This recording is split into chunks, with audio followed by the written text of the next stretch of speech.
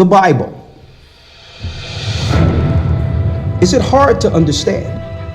When it comes to reading the Bible, the first thing that comes to mind is the fact that this is the Word of God. The seals have been broken, and the truth is here. And when we go throughout the scriptures, when we go throughout extra biblical records, we find that the language that God employed, that He used to create the heavens and the earth, was the Hebrew language. Christ said, I came for the lost sheep of the house of Israel.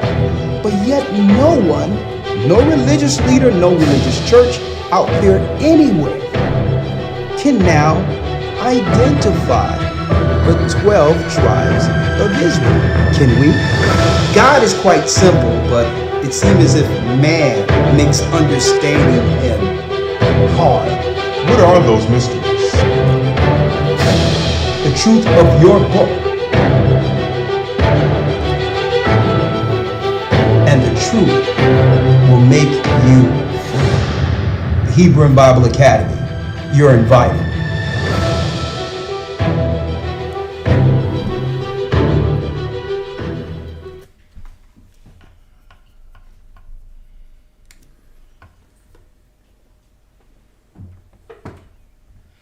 Shalom, shalom, shalom, brothers and sisters. I'm Elder Rikar Shiar, along with Elder Loya and Elder Gabar, with your Sabbath broadcast. We welcome you all going into the Feast of Lights. Okay. But before we go in, let's begin with the Lord's Prayer.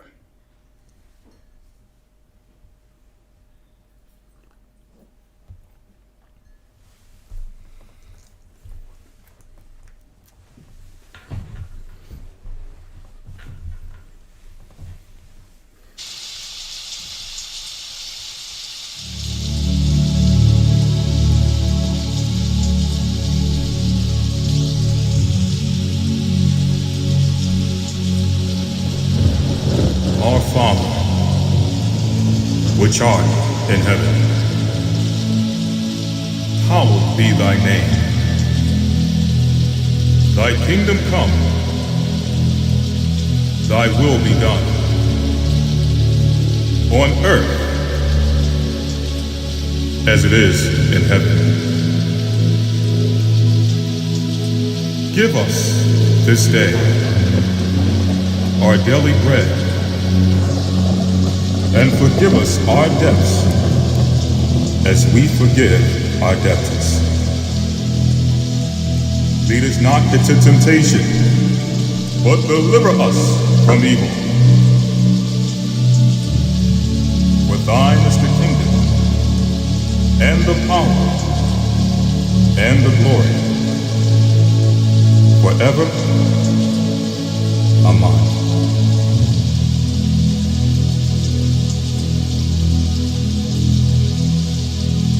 Abba Noah, Shabbat Shemaya, Kodash Maya Shemka Ahaya, Malakwatka Kaba'a, Ratazawanka Haya Aisha, Ba'arataza Kawa, Haya Bashemaya,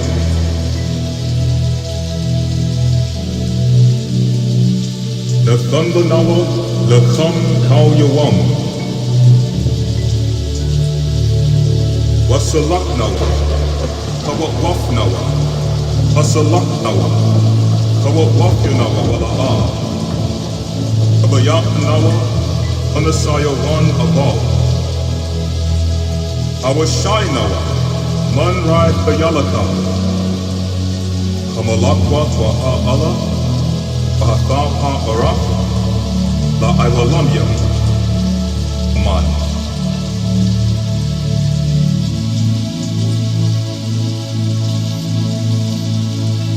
Our Father, which... Okay, shalom, shalom, shalom, brothers and sisters. I'm Elder Rikar Shiar, as you all know, of the Gathering of Christ Church, along with the elders. Shalom, we have Elder Yarak, we have friends and family amongst us, and of course, the Sabbath for dedication is going on at the church of Philadelphia amongst the church here and in other respective areas. But I needed to be before you outside of, the congregation today, so that I can at least talk to our family throughout the four corners of the earth going into the Feast of Dedication.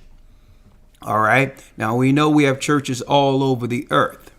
All right. Right out. But we do have a large number of people, which probably exponentially outnumber the congregations we have gathered, who can only gather online. So I thought that I would at least be here on this day of gathering to make sure we connect with these brothers and sisters and so many others out there who are fairly new, who really don't have no understanding or are growing in their understanding concerning what it is to be not just an Israelite or Hebrew, but what it means to be an Israelite who understands and follow Christ. And that's what our church is. That's what we promote. Not only do we know that we are the Israelites, because we are, we also understand that all Israel is not Israel. And above all, the greatest Israelites are those who follow the tenets, principles, and the path that Christ laid out for his disciples. Okay? And what we do is, as a church, we've constructed our church based on these particular principles. The Most High have given us insight to a lot of what's going on right now prophetically, and it's our position to convey what the Most High has given to us. Okay? Now, speaking of the Feast of Dedication, you have a lot of people out there who may be confused, especially coming out of the Christian church. All right? And I find that a lot of our brothers and sisters who believe in Christ are now more so going more so into understanding the historical value of the Bible, more so than just the faith portion or the salvation portion, which is good, because so long they have kept our people locked in a box. Okay, totally ignorant to how the Bible came to be and the history concerning it in relation to us. But now more people have become more inquisitive and isn't content with just believing in the Bible strictly off of faith.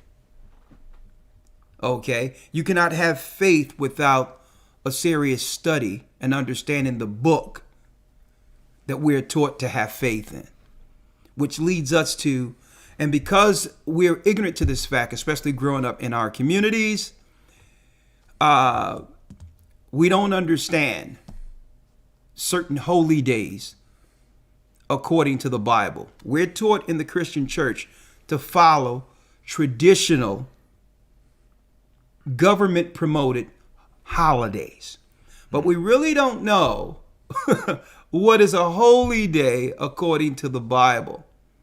And what happens is, through sheer ignorance, our people, when we see people actually following the Bible with some similitude of credibility when it comes to the holy days the Bible promotes, we usually just brush that off and say, well, the Jews do that. Right? So, being a Christian in Christ, understanding the truth, it's okay to walk in sheer ignorance without understanding the importance of holy days while following pagan holy days. And anytime someone comes and say, well, why don't you follow the days contained in the Bible? Our response is not that. The fact is, well, we haven't been taught. We're too proud to say, well, okay, there's something we just don't know. We're taught to answer in our sheer ignorance that, oh, the Jews do that. So a lot of our people don't know what is the Feast of Lights and what is the importance of it, of the Feast of Lights or the Feast of Dedication according to Christ.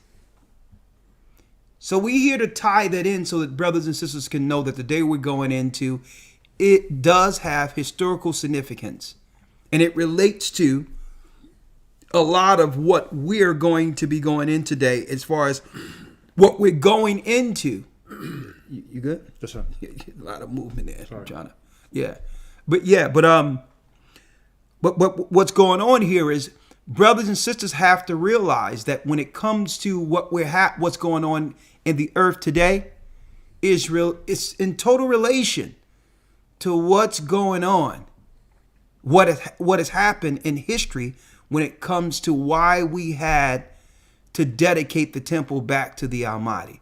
What does it mean, the Feast of Lights? What does it mean, the Feast of Dedication? How is it that we don't follow this according to the Bible under Christ and allow the Jews to continue to deal in this, or the Jewish people? Well, all of this will be answered in this broadcast today. Okay, let me line that up for the first. That's going to be the first bullet point we tackle here. Okay, now the next thing.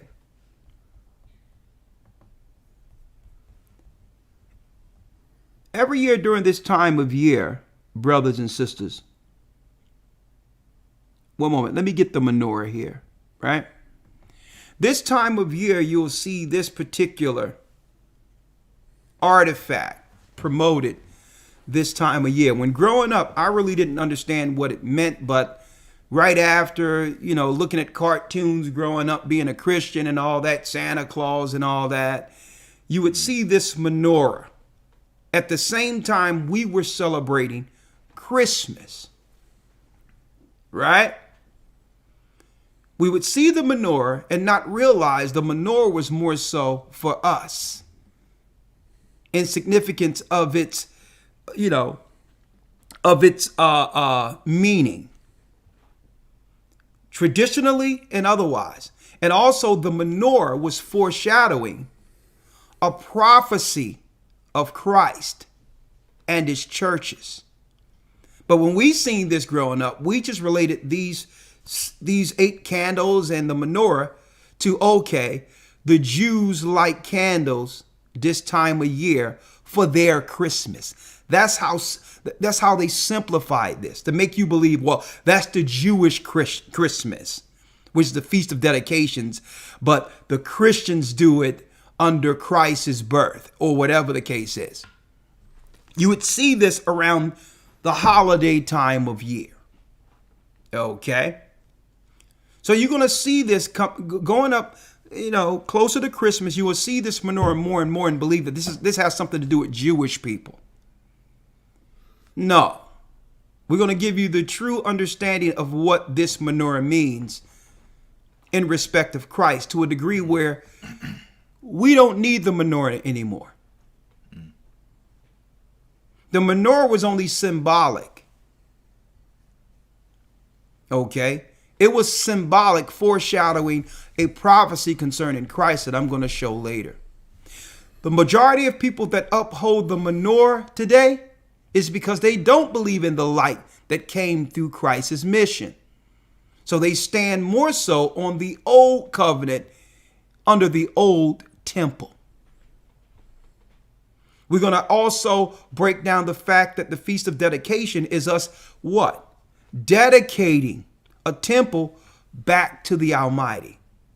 How it was done in the Old Testament, and how now under Christ, how do we dedicate the temple now that our temple has been destroyed? We're going to also show you the people who destroyed our temple.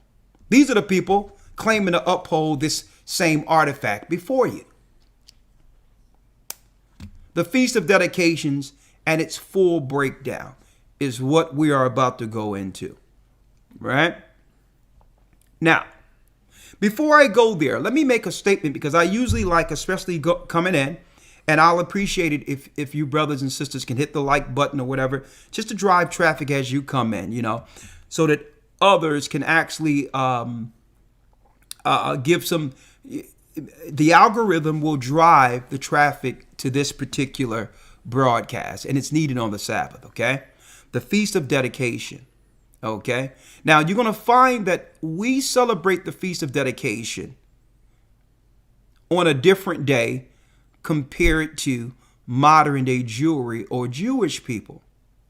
The reason why is because the Jewish people follow what you would call a Babylonian calendar. And they'll tell you that, a lunar Babylonian cycle. That's why their days change from year to year. So the difference between our Feast of Lights and Dedication, we're dealing with the Feast of Dedication according to the times that were given to Moses. They're dealing with it from the time that the kings of Judah fell under Babylon and began to deal with the lunar cycle. So that's why if you try to relate our days with Jewish people, and a lot of Israelites follow their calendar, this is why the Gathering of Christ Church feast, no matter what feast it is, will always fall different than everyone else's. Okay? A matter of fact, it's sheer math.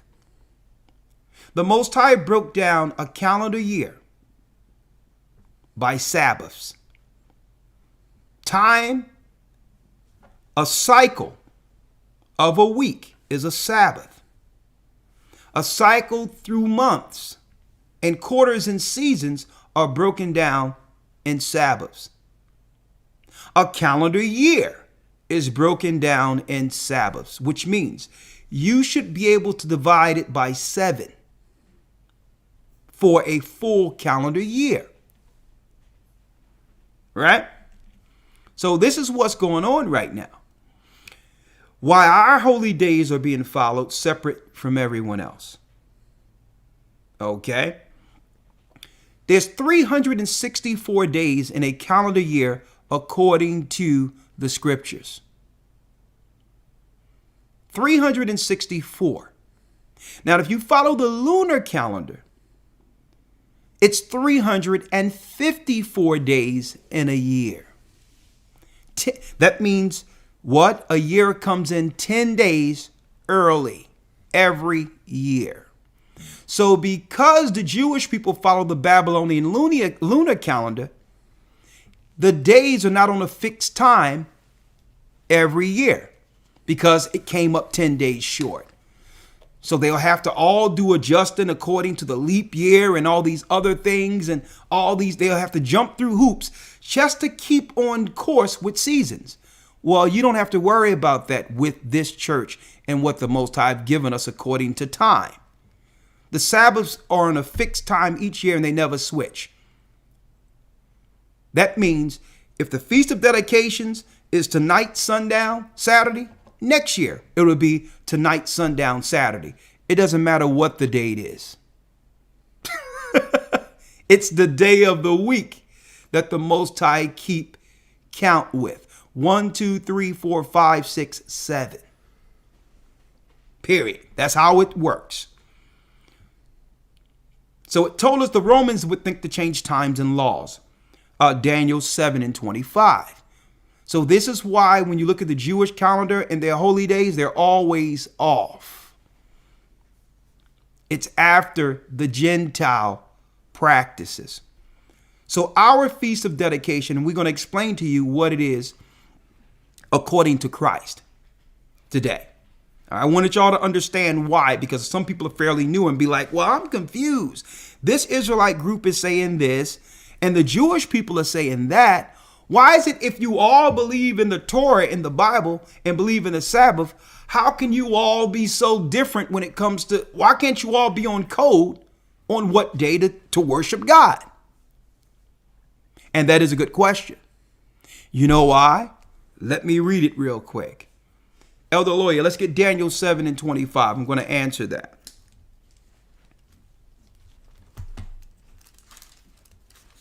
Book of Daniel, chapter 7, verse number 25. Let's read it. And he shall speak great words against the Most High. Come on. And shall wear out the saints of the Most High. And that he are the Romans, Esau. That he shall do what? He shall speak great words against the Most High. He would speak great words against the Most High. He would promote an idolatrous, atheistic society in which they can actually program people to question the God that made us.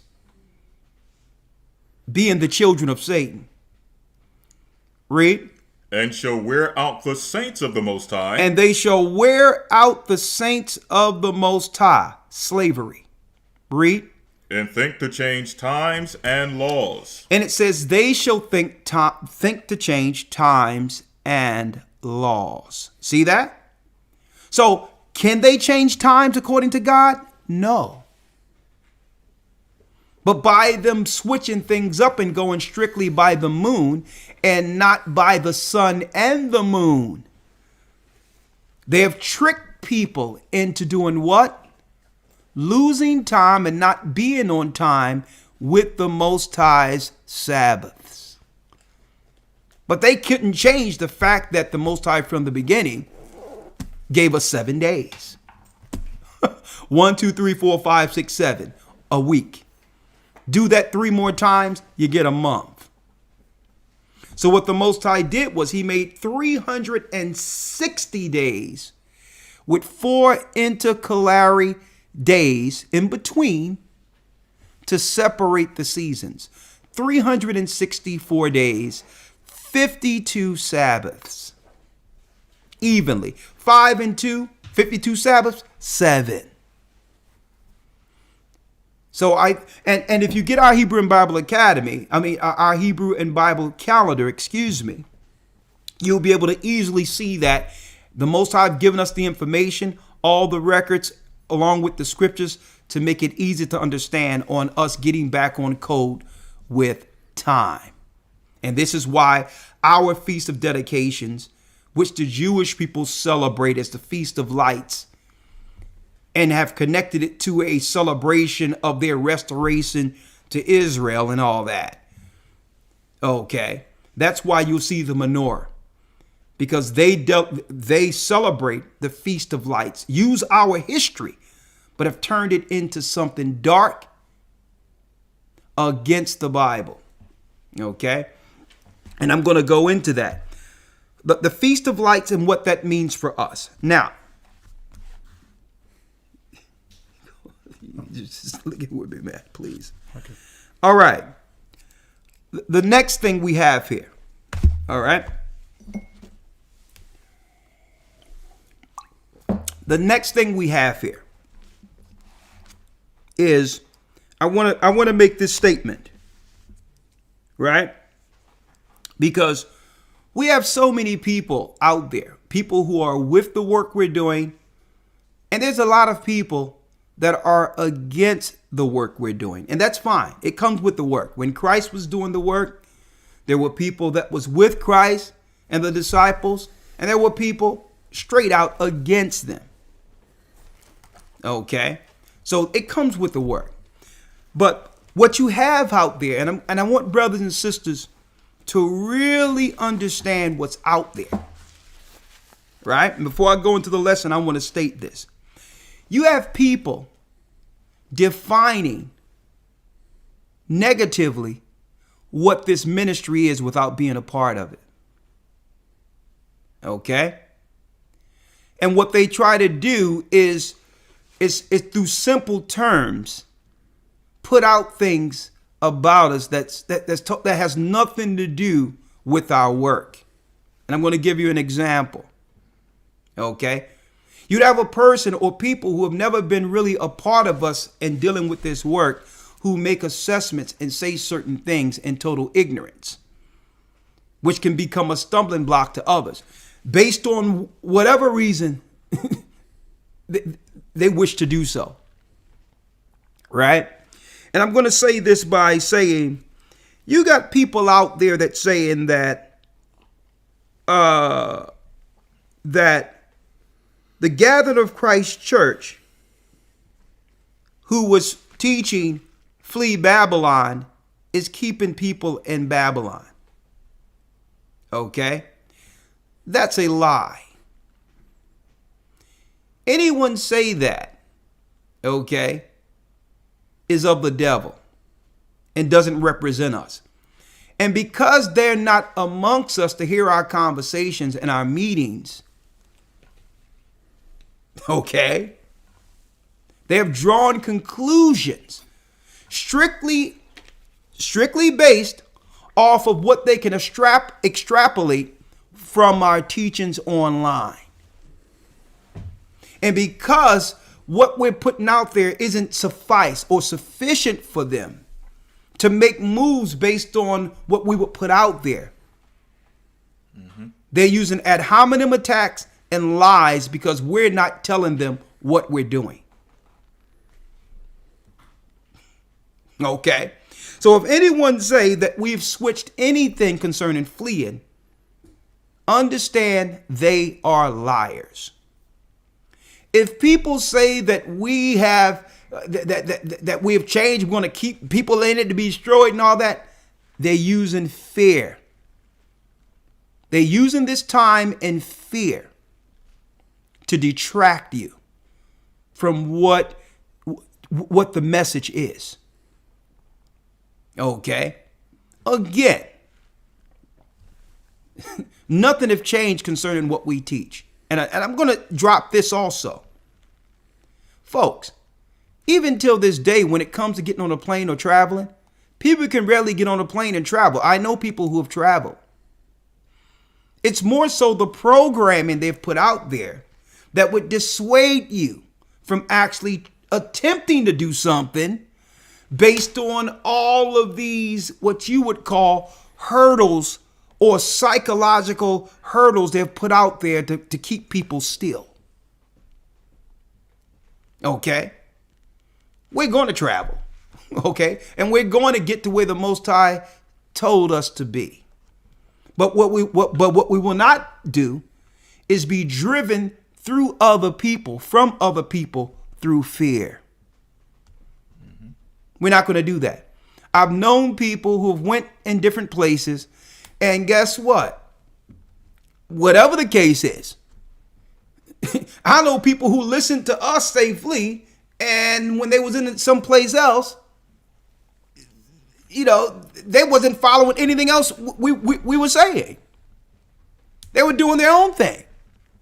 So people have their own agendas that they would like to drive through us teaching. If we say flee, flee, flee, now they can come with their own little sideways agendas to extrapolate people for themselves. Okay? We've seen people, so now people upset because we're not saying flee every time. Why? Because now they can't get access to destroy people. They can't now bring forth options to line themselves with the people that they know would only follow this church. So let me put that out there. I want to put that out there. If someone tell you that fleeing, that the elders are keeping people in Babylon, they're just not in the know. Understand, when these people say this, brothers and sisters, I've never met these people. I don't know these people. Okay?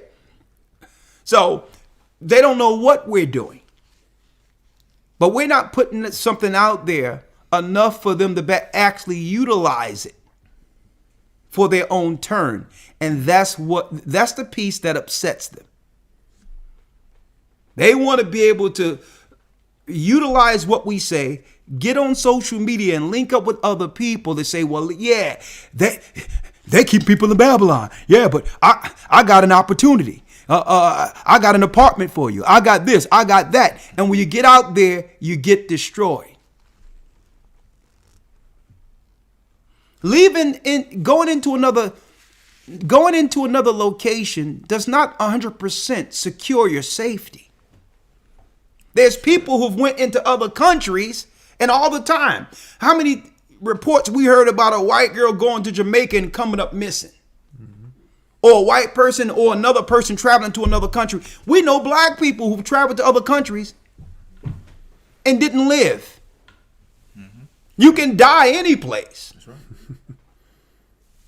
So don't let people put that fear on you. What we're saying is, if you're going to be guided outside with this church, you're going to be under the guidance of this church. Or do your own thing. Okay? Because at the end of the day, when you make certain moves, it's going to be us, our faces, the elders responsible for these moves you're making. Okay? So I just want to put that out there. If someone tell you that we've switched anything, understand that they're deceivers and liars, and they have other agendas that they'll never tell you. But they're trying to deflect by attacking us, saying, well, something different about them. They changed. No. It's called wising up. That's right. That's right. You want in good earnest to be honest and put everything out there for everyone and in honesty, like we used to do. In hopes that brothers and sisters would do the right thing with it. But if what we put out is going to harm someone by making a decision that can harm them in the future, then no, we can't do that. So it's about minimizing risk by not putting something out there that's going to harm someone. Now, if we can guide you through and protect you through it, okay. That's fine, because now I can feel responsible for understanding, for making that choice. But I can't be responsible for putting something out there so that some guys can say, yeah, flee, and they're in Israel with all black on, killing a goat on public TV. And then they can say, oh yeah, we learned from the Gathered of Christ Church. Nah. So somebody can be in another country, in Jordan or something, running from the authorities while on the internet telling you, yeah, you need to come flee with me, and once you get here, I'm out. No. So what I'm saying is, brothers and sisters, is don't believe what anyone tell you concerning us. We're going to tell you what's concerning us. And the only reason people are upset is because they can no longer siphon people or harm people by using what we say online and take a clip and say, well, Elder said this, so come with me. So I wanted to put that out there, folks. Nothing has changed. Nothing has changed concerning what we needed to do. We have set up ministries everywhere on this earth. Okay? And we'll be able to access those ministries and locations. So no matter what's going down, I don't care what they talking about. Well, this restriction, that restriction, this, that, and the other. Listen, there'll be a way. Brothers and sisters have to more so get their hearts right with the Most High and clean up what they can where they are. That's right. It doesn't matter what location you go into if your heart isn't right or if you haven't put down sin. Okay, if you're sinning in another country that you flee to, you will die under sin.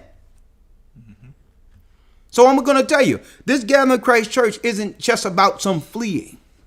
Get that out of your mind. Christ told the disciples when to flee. And it was clear. And when it was time, those that believed in Christ's words were out when it was time. Let me make that clear. So I'm going to leave it there because I don't want to hash that. If any of y'all want to say anything on that in particular before I go into the lesson, and if y'all want to, y'all can. If not, we'll go straight into the lesson. Cover everything else. Okay, I just wanted to make sure. Yeah. All right, because the whole thing is, you have so many people who are looking at the ministry, who are not a part of the ministry, but are looking on how they can actually deal with the network of the ministry to benefit themselves. Mm-hmm. Okay. And also, man, Yeah.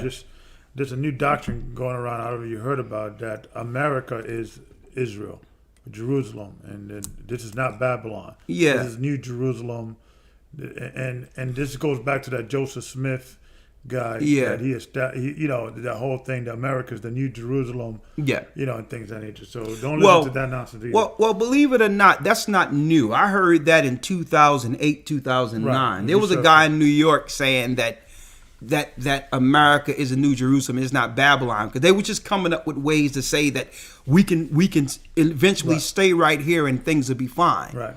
But the whole thing is, people can believe what they want to believe at this point. Mm-hmm. Because the reality is, only a remnant of Israel is going to be saved anyway.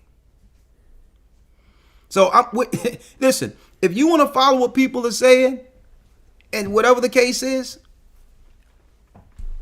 hey, we're going to go into these scriptures right now, because at the end of the day, it's people cleaving to those of their own kind. Everyone is going to actually be in connection with those who are in the same mind and spirit. The Most High is dealing with dividing lines in the earth, even to the minute level. So everyone is going to be moved into the type of people, you know, they can relate to. Everyone. That's where it's coming. But let's go. The Feast of Dedication. Let's go now. Yes, sir. All right. 1 second here. Let me turn this down. Testing one. Testing. Just turn it down just a little. All right. Now, when it comes to the Feast of Dedication, right? It started with our temple being destroyed by the Greeks. And what would happen is they destroyed the temple and began to do what? Sacrifice unclean animals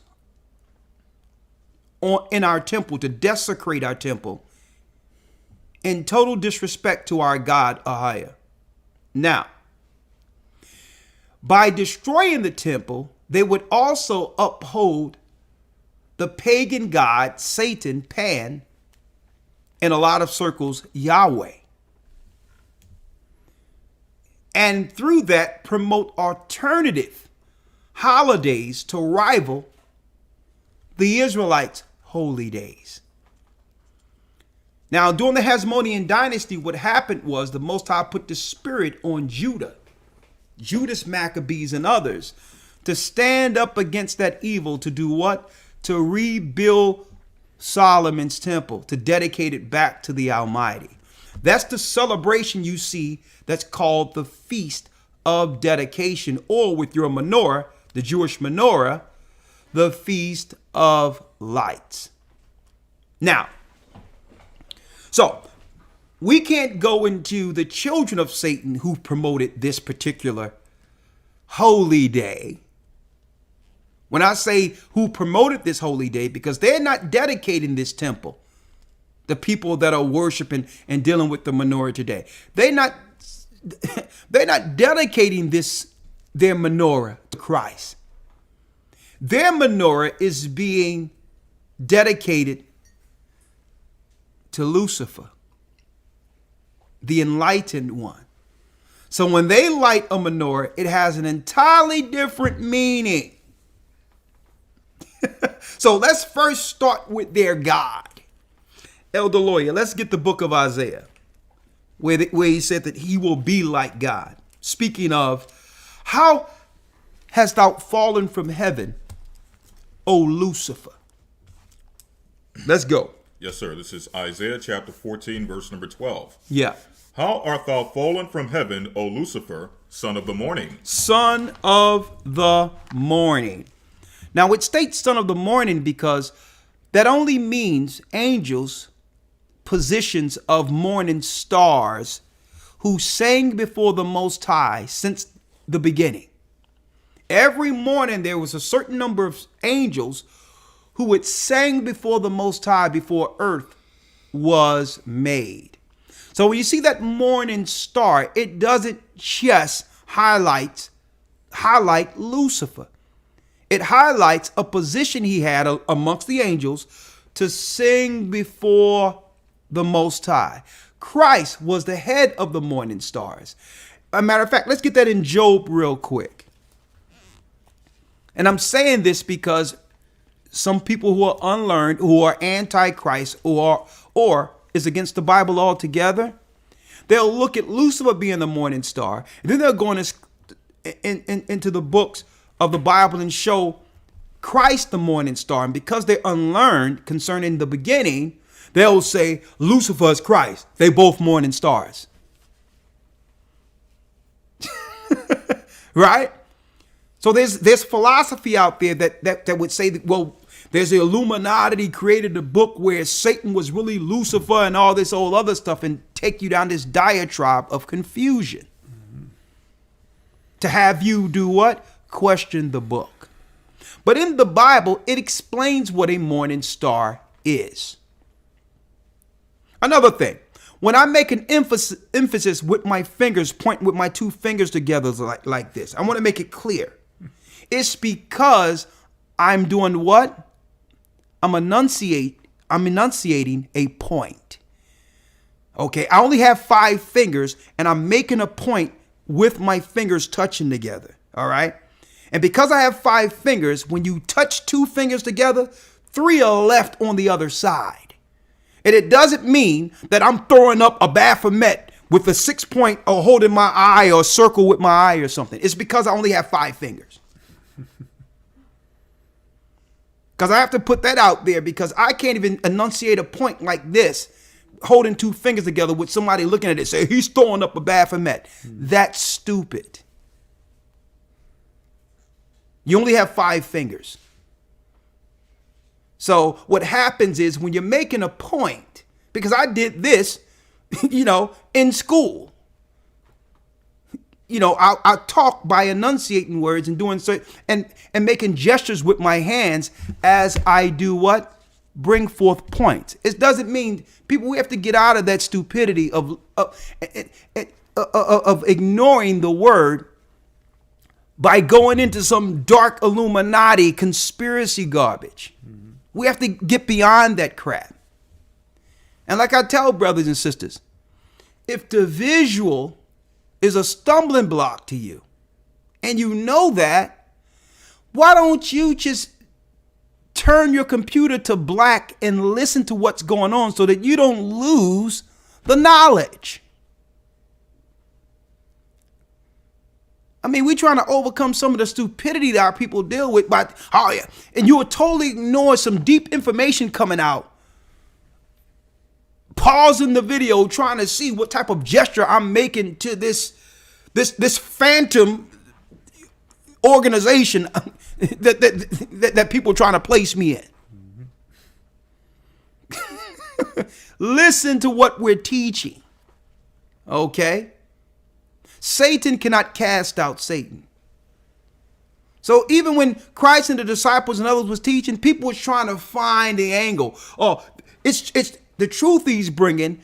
Something, he must have an angle. You gotta be a catch.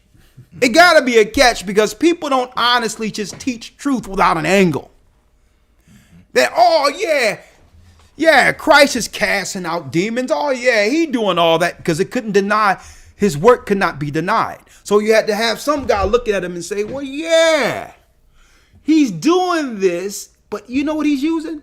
He's casting out demons through Beelzebub. Mm-hmm.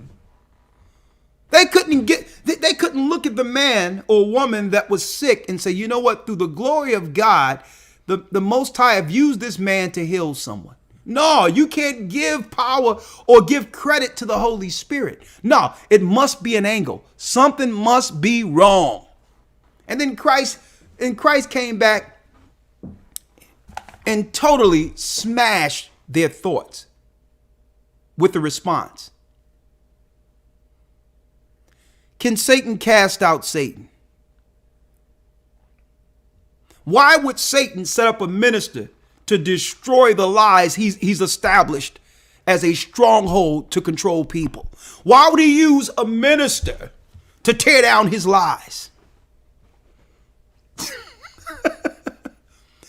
He says, First of all, he says, you people who deal with evil, you know that in order for anyone to do anything, you must first bind the strong man.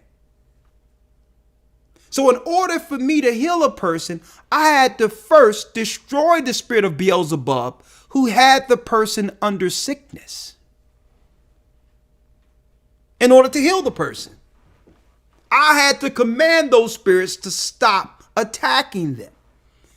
So it's impossible for a person to be healed if Beelzebub, if Beelzebub is loose.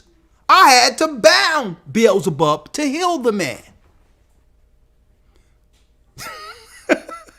Can Satan cast out Satan? See, and this is why we teach on the lowest level, so that brothers and sisters can understand. Now, a lot of things I don't even have to say. I don't have to prove myself to people. They can say what they want. But there's so many young, impressionable people who are easily distracted in this new internet world where everything is instantaneous, and you're looking for the next, whatever. Everything is instantaneous, and everyone has a thought. Everyone is an expert. So I have to break these things down to the lowest level so that brothers and sisters can understand it. You understand? I mean, the other day I was teaching, I was in the academy, and I found myself with my hands like this talking to people, elders. And I was doing it unconsciously, though. But then I looked at the screen. I'm like, man, why are my hands like this? Man, listen, man, my hands can be whatever it want to be. Mm-hmm. I'm tired of this stupid crap that people are dealing with. Okay, now let's go. Let's break down real quick the morning star, Elder Lawyer. Yes, sir. Go ahead. Job chapter 38, verse 4. Yeah. Where wast thou when I laid the foundations of the earth? Declare if thou hast understanding. Come on. Jumping to verse 7. When the morning stars sang together. When the morning stars, plural, sang together. And all the sons of God shouted for joy. And all the sons of God shouted for joy. Now, this was before the earth was created, proving that the angels are and were the original sons of God. Read it again. Yes, sir. Job chapter 38, jumping back up to verse 4. Read. Where wast thou when I laid the foundations of the earth? Where was you when the Most High laid the foundations of the earth? Proving that this predated Adam, before man. Read. Declare if thou hast understanding. Declare if thou hast understanding. Read. Jumping to verse 7. When the morning stars sang together. When the morning stars sang together. And all the sons of God shouted for joy. So Lucifer was one of the sons of God before the fall, before the foundations of the earth were laid. So that's why you'll see Lucifer, the morning star, in Isaiah, the 14th chapter, and see Christ as a morning star in the Bible, and other angels as morning stars, because their duty in the morning, before they would actually do whatever they needed to do, being commanded by the Almighty, in the morning, they would all sing before the Most High together. A certain number of angels led by Christ and Lucifer before the fall, before the foundations of the earth. This is why Lucifer is named the morning star. It's not because Lucifer is really Jesus, because it says Jesus is a morning, Judah is a morning star, and Lucifer is a morning star. So there's some Illuminati conspiracy to trick the people into following Lucifer through Christ. There's all these different philosophies, these weird philosophies out there that people have concerning that. So now we've put that to bed. Read it. Jumping back to Isaiah chapter 14, verse 12. How art thou fallen from heaven, O Lucifer, son of the morning? Son of the morning. How art thou cut down to the ground? How were you cut down to the ground? Which didst weaken the nations. Now, how did you fall to this earth? And by doing so, he began to weaken the image of God, man. He began to weaken the nations. Now, how does he weaken the nations? By turning all nations against our God to serve him for his purpose. So if our God states, remember the Sabbath, to keep it holy. If our God state that, Lucifer would come, the fallen angel, and say, well, no, worship me on any other day outside of the Sabbath. Worship me on the first day of the week. It weakens you. Why? It disconnects you with the God of all gods. It disconnects you. The same way through our traditions, it connects us to the God of this world. This is why Christmas, Thanksgiving, and all these other days are promoted.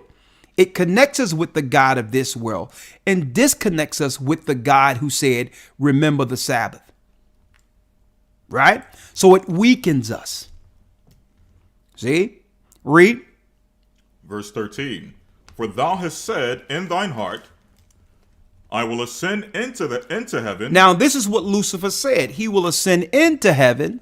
I will exalt my throne above the stars of God. I will exalt my throne above what? The stars of God. The stars of God. I will rule from space. Like God. And this is why you have your satellites that surrounds the earth in the original courses of the angels that fell. This is why you have Big Brother spying on us from satellites and all that, like angels once did, reporting back and forth to the Most High, because Satan has set up an artificial trap on earth so that he could, outside of earth, so that he can play God and play interference between us and our God. Read. I will sit also upon the mount of the congregation. So he would sit upon the mount of the congregation. So he promised to one day go out in to where the Most High is, the congregation of the powers, the stones of fire. So Lucifer said that, guess what? You hurl me from here, I'm coming back to war against the Father. The congregation, read. I will sit also upon the mount of the congregation in the sides of the north. In the sides of the north. That's where the Most High is. So he promised to one day use the technology within the earth, align himself with the people in the earth. And we know that's Edom, Rome, Esau. To create a space program in which they can actually go back into the throne of the Almighty to war against God. That's the true narrative. But what Satan isn't telling the people he has weakened is that they can't go. He'll use them to build his tower to get out there. But at the end of the day, he kills everyone. That's the plan. So Esau has been tricked. He's been utilized. Okay. What he has done is put all the earth under servitude to build this tower for Satan so that Satan can get off this plane before judgment. Now, in order to weaken the people, he had to disconnect us traditionally from our God. Okay? Now, when it comes to the war of the gods and how they fell and all that, I'll go into that in more detail in our academy. I don't have no time to really go into that right now. But in a nutshell, I've just broken down the true narrative concerning the powers who control governments and politicians. These are the real leaders, the fallen ones that fell with Lucifer. And his true objective is, like he did with Nimrod, that's right, to actually hire or bring forth a scenario in which he would have a segment of this earth work to build his tower like Nimrod. Once the Most High destroyed Nimrod, he moved to a different section. He started moving. So once he destroyed Nimrod and another empire came, Satan began to work with that power to do the same thing. All the way up into America until they accomplished what Nimrod couldn't. A space program to get beyond the firmament or the ozone layer. This is where we are. But how was he able to get so many people to participate? You know how? By separating the sons of Noah, Ham, Shem, and Japheth, from the God who saved them through the flood. This is how. He gave them an alternative worships and celebrations and say, I will exalt you above God's people if you exalt me above the God of the Hebrews. And this is why this time of year, that they're telling people to actually, you can't do this and you can't do this, wear a mask. But guess what? Man, they're stroking the people's, they're having you out there. Well, yeah, you be out there stoking the people out there to go out there and celebrate this, because by you dealing with these holy days, it's weakening you at a time in which the Most High is communicating. So these holy days are really what? Interferences. So that we're off the frequency prophetically according to the Creator. And the holy days have always kept us on schedule with the Most High in that connection and in that communication. Since the beginning, he communicated with us. And that strong signal came with those who were under his Sabbaths and holy days. And that leads us to breaking down the importance of this holy day. If you want to understand how the Most High have given us information to bring forth prophetically and otherwise and understand certain things, is because by us following the holy days, we're on that frequency to receive what he's saying and to bring forth revelation through the Bible. If you don't follow it, it's like, and of course, Satan being artificial intelligence, and he's artificial and he can't make anything original. He's the principality and power of the air. He's the God of this world, and he used frequencies like the radio, right? In order to get a certain station, you have to turn until that frequency is honed in, and now you can get exactly what the communication is. Well, where did he get that from? What he learned in the heavens when it comes to frequencies, when it comes to communication. And he found, and what they did find that in the earth, there's a certain time in which that spiritual frequency is resonating from the heavens where the Most High is, louder or greater than any other time of the year. And it's on these specific days that the Most High is communicating with his prophets, his teachers, his people. That's why he said, remember the Sabbath. That's why on certain holy days, when you read the Bible, the Most High would come down on that day amongst the tabernacle. Okay? So we're showing you the importance of understanding our holy days opposed to Satan's. He weakens us by doing what? He weakens the frequency, the communication between the heavens and God's people through all of these traditions and Gentile holy days that are worshiped in the earth today. All right? Shalom. Now, finish reading what you have, Brother Lawyer, and we're going to jump right in. Yes, sir. Jumping back to Isaiah chapter 14, verse number 14. Yeah. I will ascend above the heights of the clouds. Come on. I will be like the Most High. I will be like the Most High. So what did Satan do? He set up a society in which he would be exalted and reverenced like the God of all gods. He would wish for mankind to worship him like we should worship the Father. So instead of the whole earth being silent like it used to be during the Feast of Dedications in Israel, when we were in Israel, they have everyone out there Black Friday, Thanksgiving, Black Friday, get your goods, get ready for Christmas. See? So Satan set up all these alternative distractions, while those that are on the message, according to his holy days, is receiving the information concerning what's really going on. While the whole earth is being weakened through the holiday distractions. See? So he says, well, okay, I know that during this time of year, when the Most High have his certain holy days, that he's communicating with the earth.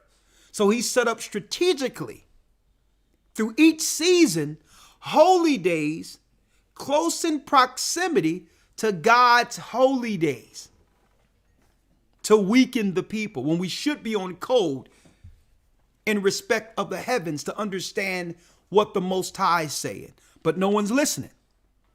Why? Because Satan has set up strategic distractions called holidays to oppose the Bible's holy days. So when you should be in connection with the Most High on the Feast of Dedications, you're thinking about a Black Friday. You're thinking about what you can get cheap from Best Buy. When really something is going on prophetically the same time that would actually send the watchman to the tower to say, this is what the God is saying. Don't fall for the holiday distractions. This is what the God of the heavens is saying. See, the Most High would communicate during these times, and he's communicating now to those who are what? On time. So Lucifer would set up holidays to oppose God's holy days. Now, so how would he do it, brothers and sisters? Well, the Most High said, remember the Sabbath to keep it holy, and the Sabbath will be a sign between him and his people, right? So Satan, on the other hand, would say, well, okay, I need to do something about that because then everyone know how to count to 7. So instead of us dealing with the days of years, calculate, a year according to a Sabbath, 52 Sabbaths, which is simple, I'm going to take the clock and take one hand off of it when it comes to calculating a year. Because you're supposed to use the moon with the sun to calculate a 364-day year because they both are ordered in a calendar year. So Satan said, you know what we're going to do? We're going to take the sun out of the equation and have all of the Gentiles set up holy days strictly off of the moon. Now, you take one of the hands off of your clock, if you have one of those old clocks, and see how well time is kept. So he says, listen, I'll just take one hand off. So instead of people looking at the sun in proximity to the moon, because the moon follows the sun is male. I mean, the sun is male, the moon is female. Okay. Because she follows the sun in the course of the 364 days. I'm just going to take the masculine off the table and have everyone follow the female out of course. She's out of course because she's 354 days and she comes up short 10 days every year to a degree where the people that's following even the people that following the laws are going to be off course because they're going to be looking at, okay, let me see the sliver of the moon. Let me look at this. Let me look at that and be totally thrown off at the fact that the moon follows the sun. The heavens have the sun and the moon for the course of time, and it was set that way since these two great luminaries were created. See, we're going to break it down to its elementary level so you can understand. So the Most High is he's from the heavens, he's looking down on the earth, and he see the sun and the moon working in its course 364 days to give us a calendar year. And throughout these seasons, communicating with us at a separate point of the year by setting up holidays in which we would be quiet and hollow ourselves to get the connection. And Lucifer know this, being a morning star from the heavens, and know how the Most High communicates with us. Okay, then he says, I'll tell you what, let's take the sun out of it. Have the Babylonians deal strictly with the moon. Okay, the Persian religion, which is now Islam, make sure they celebrate the crescent moon and the crescent moon in the stars. So we're going to celebrate all of our days after the moon, and the Egyptians did it before that. The Egyptians did it because they celebrated and they worshiped who? The moon god Yah in Egypt. So Satan had a plan a long time ago to throw off time. The Yah is a moon god from Egypt, folks. So when you see people say Yah, Yah, Yah, they're too ignorant to even understand that they're talking about an Egyptian god. Okay, it's a moon god. It's what the celebration of the feminine over the masculine. Okay, now jumping right in because I don't want to go too far off the beaten path, right? So what happens is when our people began to disobey God and not follow the Sabbaths, we began to fall to this new way of celebrating. Instead of dealing with the 364-day cycle, calculating through Sabbaths, we as a people began to fall. The kings fell to the Babylonians. And what happened? We began to say, well, okay, I will follow the Passover, but I'm going to do it according to what? The moon cycles. So the Most High said, you know what? You Israelites are turning pagan. You're turning pagan and you're following the idolatry of the nations. Let's go to the book of Isaiah now. Because this is what happened, folks. We were the only people separate from pagan idolatry and satanic worships on separate days outside of the Bible. We were the only people separate from that. The Gentiles were used to dealing with the lunar moon and different holy days and all that because the Gentiles went off. We were supposed to be the people, God's people. We were supposed to make it straight. We were supposed to bring the Gentiles into what was correct. And it happened in the reverse. Instead of us convincing the Gentiles to do right by our God, we began to follow them and have now been dispersed throughout the earth, worshiping their gods. Let's read it, Elder Lawyer. Yes, sir, if you don't mind. Just two quick precepts. Yeah, let's go. Revelation chapter 12, verse 9. Huh? You need something? Oh, no, I'm good. Read. Revelation chapter 12, verse 9. And the great dragon was cast out, that old serpent called the devil and Satan, which deceiveth the whole world. So the whole world was deceived from the beginning. Yeah. It was one particular nation that was giving the Sabbath as a sign, as the elder is mentioning, and that was supposed to be a sign between us and the Most High, but obviously we did not keep that sign. This is the book of Ezekiel chapter 20, verse number 11. In fact, I'll start at verse 10. Wherefore I caused them to go forth out of the land of Egypt, and brought them into the wilderness. And I gave them my statutes, and showed them my judgments, which if a man do, he shall even live in them. Moreover also I gave them my Sabbaths, to be a sign between me and them, that they might know that I am the Lord that sanctify them. Exactly. Now let's go back to now the book of Isaiah, when our people, the children of Israel, began to go off and follow the moon and follow the Gentile worships. Yes, sir. what's now, and to a degree, folks, it's to a point where we celebrate these days as a tradition now, not realizing how wicked our practices became. We uphold these days as days of traditions for our family, not realizing it was us following these days that led to our captivity. Because not only does it, some people might say, well, what difference does it make? And you hear this all the time. What difference does it make what day we acknowledge God as long as we acknowledge Him? See, that's an ignorant statement there. Because it's not just the day you worship.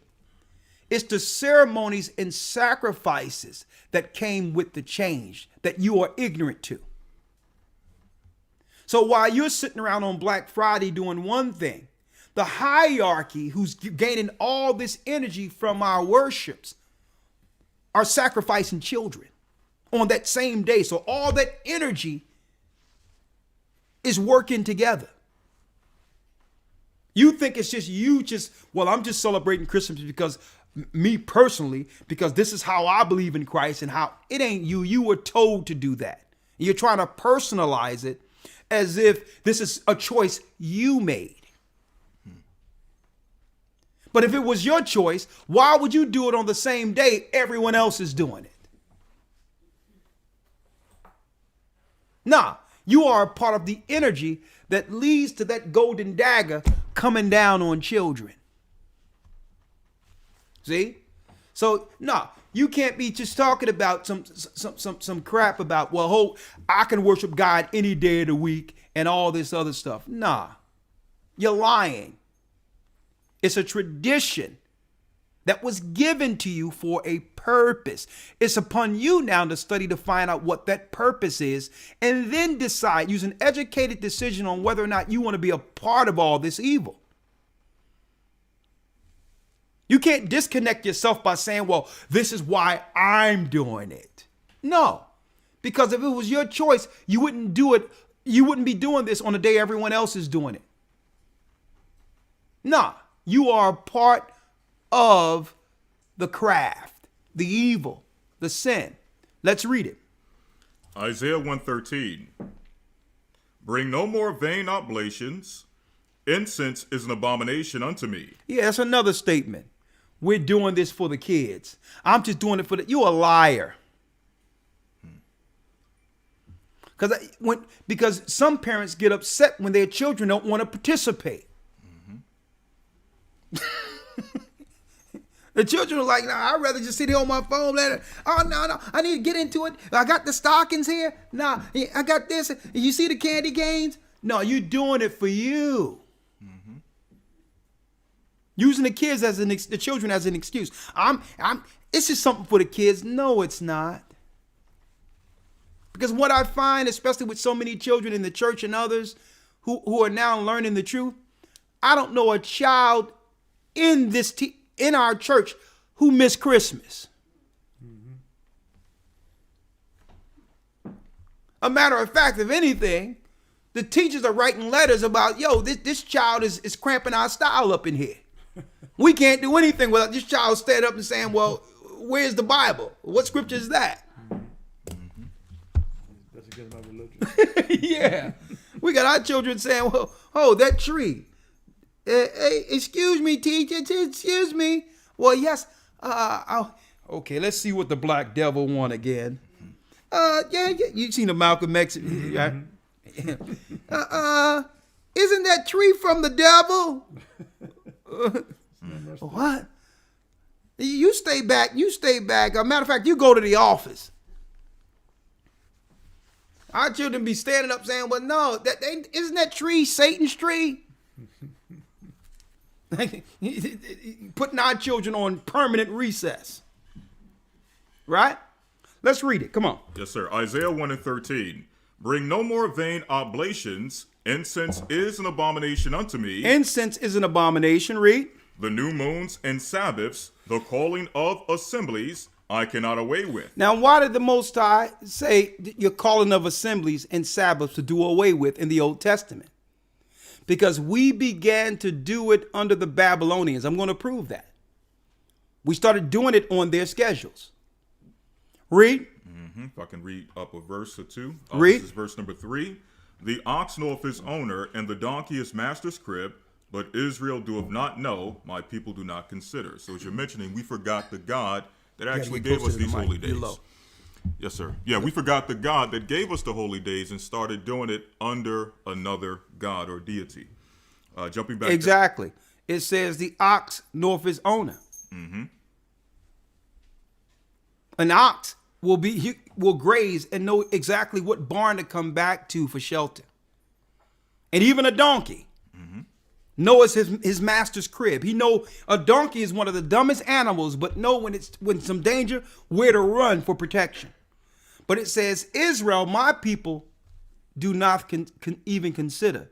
So obviously, our people began to stray off to what? The worships of the Gentiles, other gods. So we thought, well, we can still use the word Passover, and we can still use the word, whatever the holy day the Most High given us, and by using the name, that was good enough. He says, no, you're doing this on the same days as the Gentiles who are sacrificing children to Moloch. See?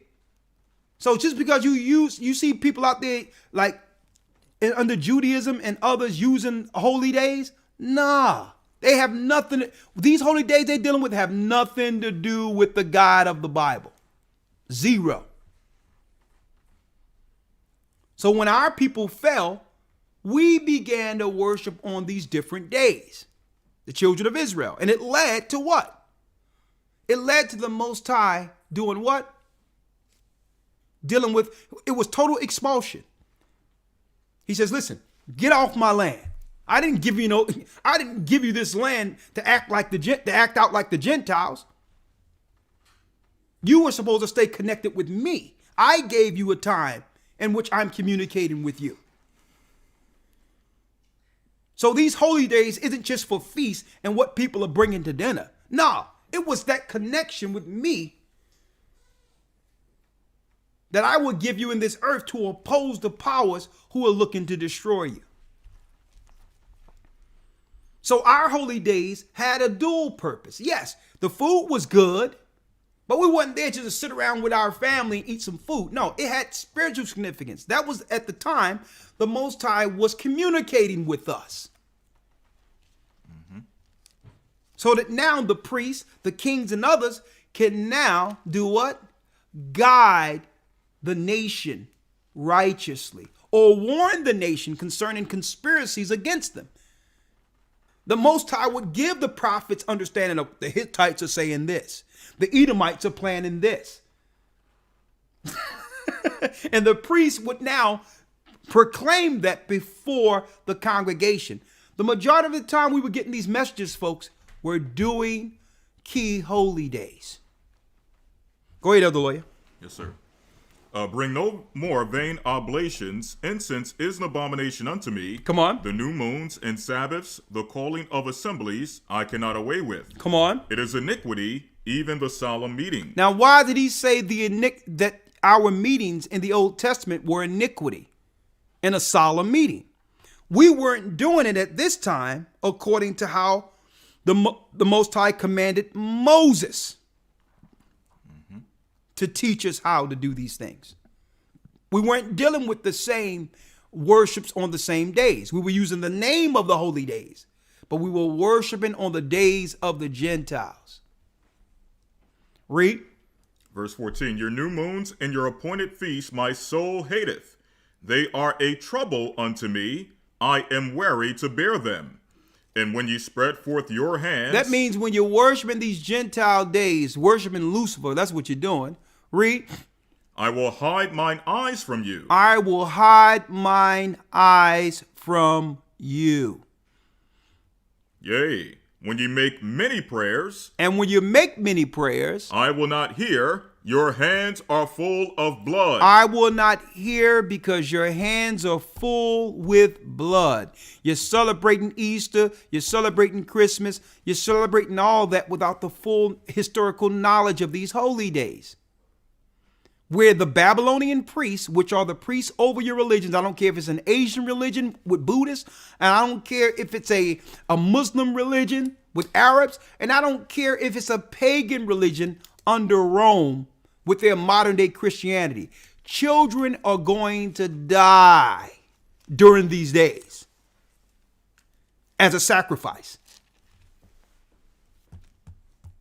That's why he say your hands is full of blood. You're so caught up in your traditions without even researching what the pagans do on these days. Almost every Christmas, almost every time of year, we're seeing, like how many years we seen during one holiday or right after this holiday, Whitney Houston was dead. Then this person was dead. Then that person was dead. Right around the same time, everyone is sitting around celebrating these days. And can't tie two and two together. And you would get some simple pastor somewhere who would stand up and say, well, I deal with, I know the reason for the season. Jesus know in my heart why I'm doing. He's simple as a day's old. Because because even the Gentiles will tell you, speak to a Wiccan or speak to, we've actually interviewed Wiccans and all that on our broadcast. But what they'll do is they try to disassociate themselves by saying, well, there's white witches and there's black witches. Well, okay, let's talk about what the black witches do. And they'll tell you straight out, well, sacrificing is part of the pagan way. So here it is, you're dealing with something thinking that it's about your children, but your energy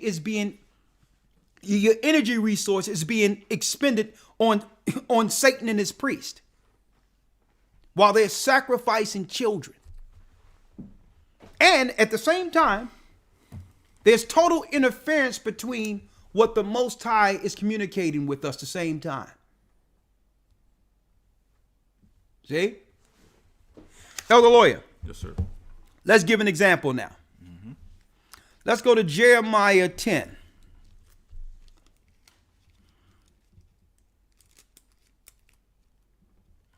To show you that we were doing days according to Babylon.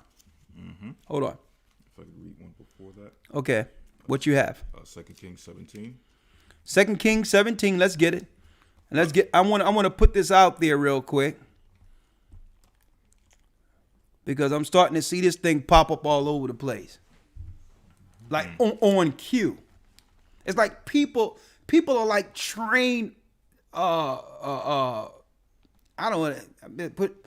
I'm gonna just say, I don't want to be condescending. Listen, people are under a psychosis, and what's going on right now? They're trained to say, "Well, okay, tree time," not even realizing what it is. Let's go ahead, Elder Lawyer. Yes, sir. Second, if I can mention real quick, here's the hypocrisy of people who follow the holidays, right? Yeah. They'll say we can't follow the holy days in the Bible because that was followed by, or that's for, the Jews. Yeah. When we look at Thanksgiving, which just passed, the last I checked, it was celebrated by who? The Pilgrims. Yeah. So unless you're a pilgrim, you should not be following Thanksgiving, according to that logic. Yeah. The North American Indians weren't following Thanksgiving. They got a raw deal. But they'll switch it up through their psychology and say, well, it's a time that now to be thankful. But yet you're still doing it in the spirit of what? North American Indians being massacred on that day.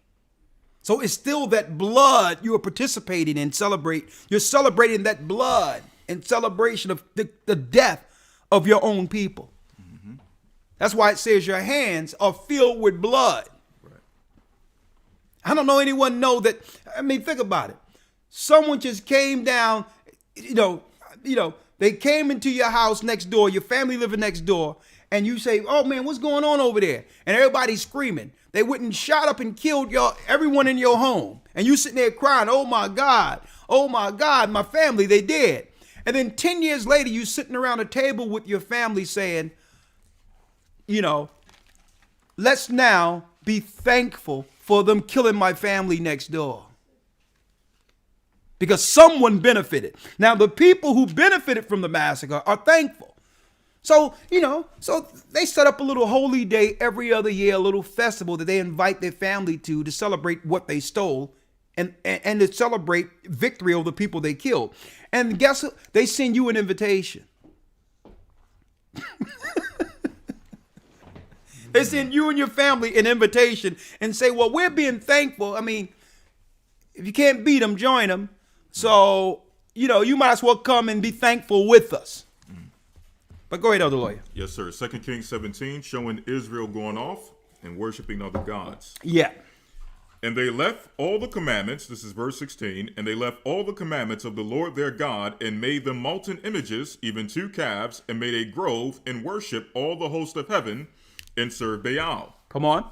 And they caused their sons and their daughters to pass through the fire and use divination and enchantments and sold themselves to do evil in the sight of the Lord to provoke him to anger.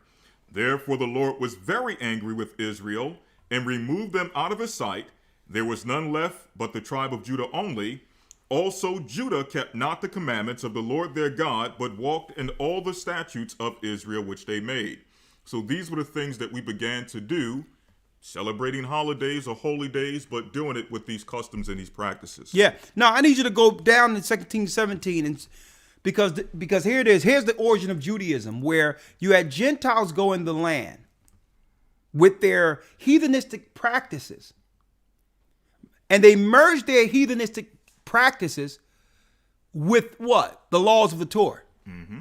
So let me see how the babies ended out, for the children who were there in the land during that time where they began to burn their children.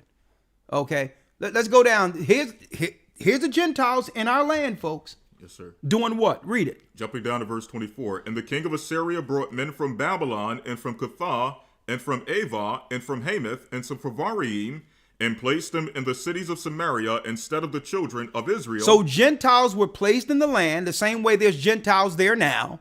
Read. And they possessed Samaria and dwelt in the cities thereof. And so it was at the beginning of their dwelling there that they feared not the Lord. Therefore the Lord sent lions among them and slew some of them. Come on. Wherefore they spake to the king of Assyria, saying, The nations which thou hast removed and placed in the cities of Samaria know not the manner of the God of the land. Yeah. Therefore he sent lions among them, and behold, they slay them, because they know not the manner of the God of the land. So the Gentiles came through, didn't know exactly how to worship like the Hebrews who were taken out of the land. So because of this, the Most High began to send lions against them. No, if you're going to be on this land, you have to, you have to do some similitude of worships according to the God. Read. 27. Then the king of Assyria commanded, saying, Carry thither one of the priests. So a Levite left the southern kingdom where we were and was sent to teach the Gentiles in the northern kingdom. Read.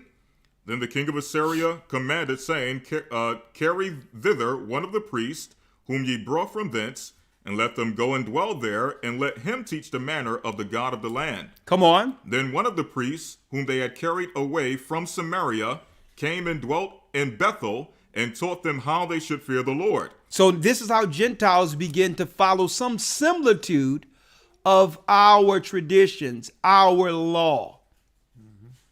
They aren't the people. Yeah. And it's deep, Elder, because I'm thinking that the powers that be, they know this. That's why when they say, okay, we're going to take over the land of Israel, we have to create or keep some level of similitude of the law, because the land will kick us out. The land will go against them. That's why, So they got to keep some form of tradition. Right. Yeah. You know what I mean? Exactly. So this is them right here. This is what they keep. Mm-hmm. They keep some similitude of it, but really they follow the Babylonian Talmud and other Babylonian rituals, the same as what we're reading here.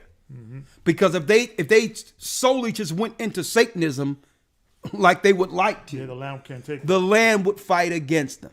Mm-hmm. And this is why when you got the people who went into the land in 1940s, they claimed to be the people. Well, they still had to follow some level of law, or the land would actually destroy them. Mm-hmm. Okay, so we see them following a similitude of it and believe that, okay, they're the authority. concerning how to do it. No, they're the example of what not to do. Read. Yes, sir. Verse number 29. Howbeit every nation made gods of their own, and put them in the houses of the high places, which the Samaritans had made, every nation in their cities wherein they dwelt. And the men of Babylon made Succoth Benoth, and the men of Cuth made Nergal, and the men of Hamath made Ashima, and the Avites made Nibhaz and Tartak, and the Sepharvites burnt their children in fire to Adrimelech and Animelech. Hold up, man. It's for the children. And the Sepharvites burnt their children in the fire to Adrimelech and Animelech and the gods of Sepharvaim. Now, folks, I'm gonna drop to you on the next level of why they've always patterned these holy days and promoted these holy days for children. It have nothing to do with the fact that I love my children and I want them to have a good Christmas. That's the stuff they taught us. How else will you lure children in for sacrifices unless you made them believe something was beneficial for them in the temple? It was a way to lure the children into the temple to be sacrificed. That's why even till this day, they cater to the children when it comes to these holy days. This is how the priests and others were able to get children. They would lure them in with gifts and all that into the temple to kill them. Satan Claus? See, but it wasn't until our modern time with TV and all that they actually began to do what? Sensationalize it, and more so, take the negative connotation off of it. Through media and through, through this new Christmas tradition created in America. But really, it was always out there. The toys, the gifts, and all that, the philanthropy was so that people can lure their children in to be sacrificed. And Elder may also add, when most Christians, they'll go to Amos 5 when it talks about when the Most High said, I hate your feast days and your assembly. Yeah. And they say, that's evidence that the Most High no longer wants the feast days. But if they go and they read in the proper context, he was addressing Bethel. Yeah. Bethel was the northern tribe. They set up the house of Yahweh, in Bethel. In the same way, because when you go to verse 6, it says, seek not Bethel, nor enter into Gemal, nor pass to Bathsheba, for Gemal shall surely go into captivity, and Bethel shall come to naught. Yeah. So he was upset at the forgery temple, not the actual temple of the Most High. He hated those feast days, not the feast that were kept in Jerusalem. Right. Exactly. It was the pagan traditions that was set up through Bethel, in honoring Ashtoreth and Moloch. Exactly. And it was the Bethel church. It was a Bethel church that was set up, a pagan church. That the Most High spoke against. So I'm glad you brought that out, because they'll go to this scripture and say, well, this means the holy days are done away with. Right. And the Most High say do away with them without giving its proper context. Right. They were following the days up until the time we fell to Babylon correctly in Judea.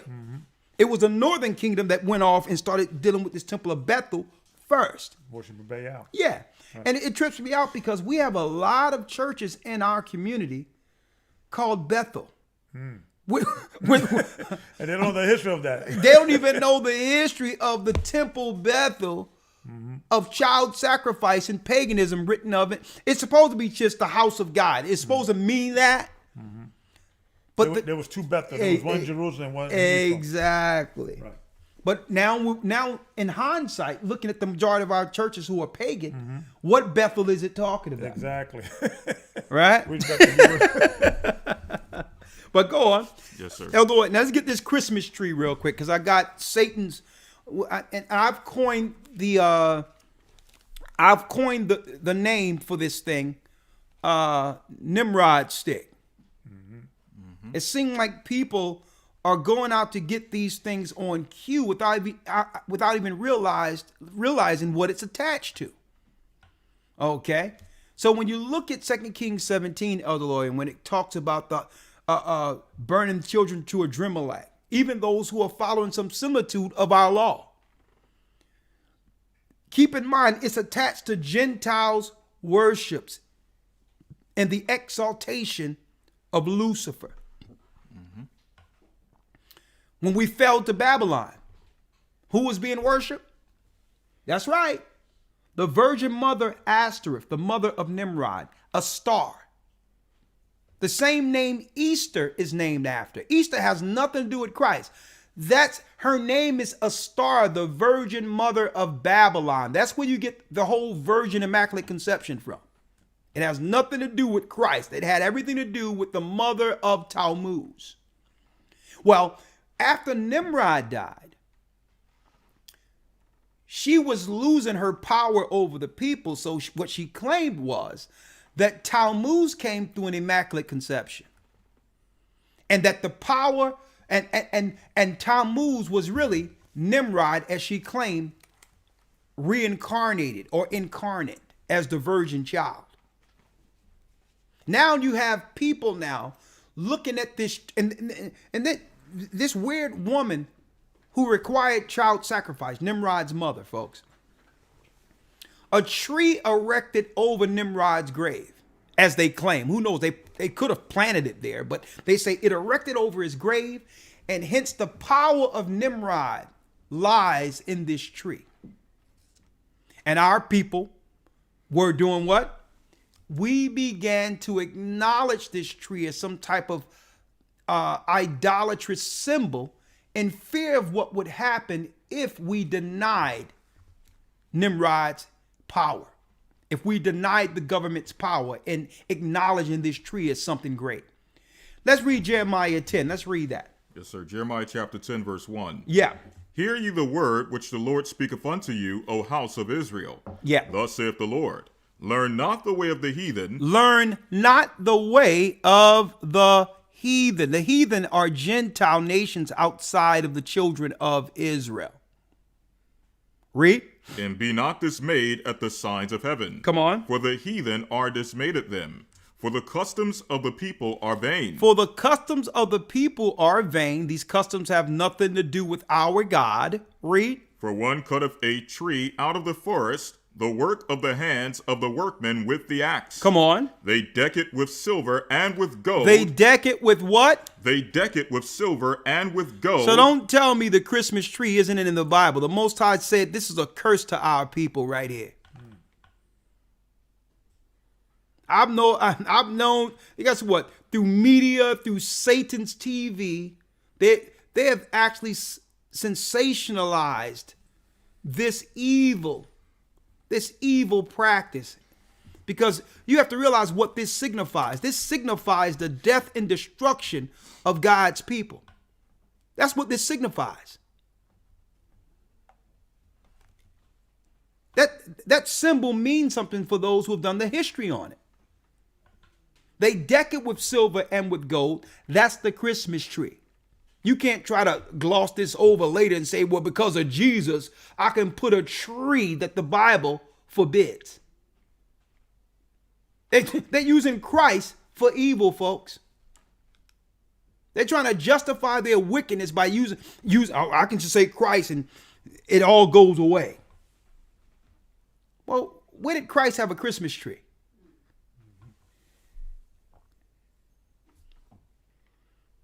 And it's a shame because our people want to know better, but yet the pastors are in the way. It's the pastors that are in the way, teaching this ignorance of why and pandering to our emotions of what that tree is. I came downstairs this morning and I'm looking at the tree and the children around the tree, and I'm like, God, Jesus, that sacrifice, that manger. And it all came to me, and I begin to appreciate and thank God. And then you sit there and you see the women sitting there ready to cry, the men ready to cry. I'm like, this fool need to sit down. Mm-hmm. Okay, this is what God said, and our people are we're too easily triggered and moved through someone's emotions. And he'll sit there and look at that tree and say, and make it a ritual where one child grab a ball and put it over here and another put it over there. And they'll make this whole tree some type of family heirloom. A tradition in which they all get together around this tree each year to worship Satan. Let's read it. Jeremiah chapter 10, verse number 4. They deck it with silver and with gold. They do what? They deck it with silver and with gold. Look at that, folks. God is saying that this is the way of the heathen. These are heathenistic practices. And it's right out in the Bible. The same God who sent Christ, who have warned his people, warned the children of Israel, when you see this, don't do it. Then you're going to try to use Christ to cover this sin? That's what you call a hypocrite. And that's why so many people are going away from the Bible, because they see the hypocrisy. How can you tell someone to follow the Bible and they come up to your house as a pastor, you sitting up there with a big idol up in your home that God said in the Bible not to have?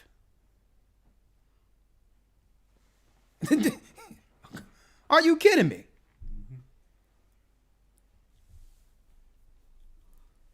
I'm sitting there years ago talking with a pastor. I've given you that story over and over again.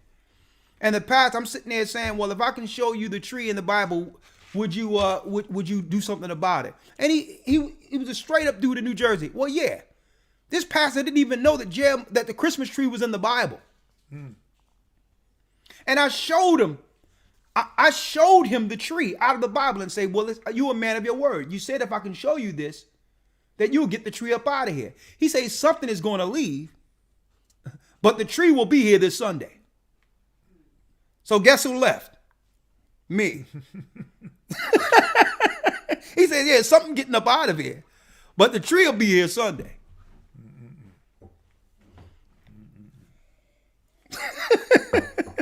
And I had to exit left.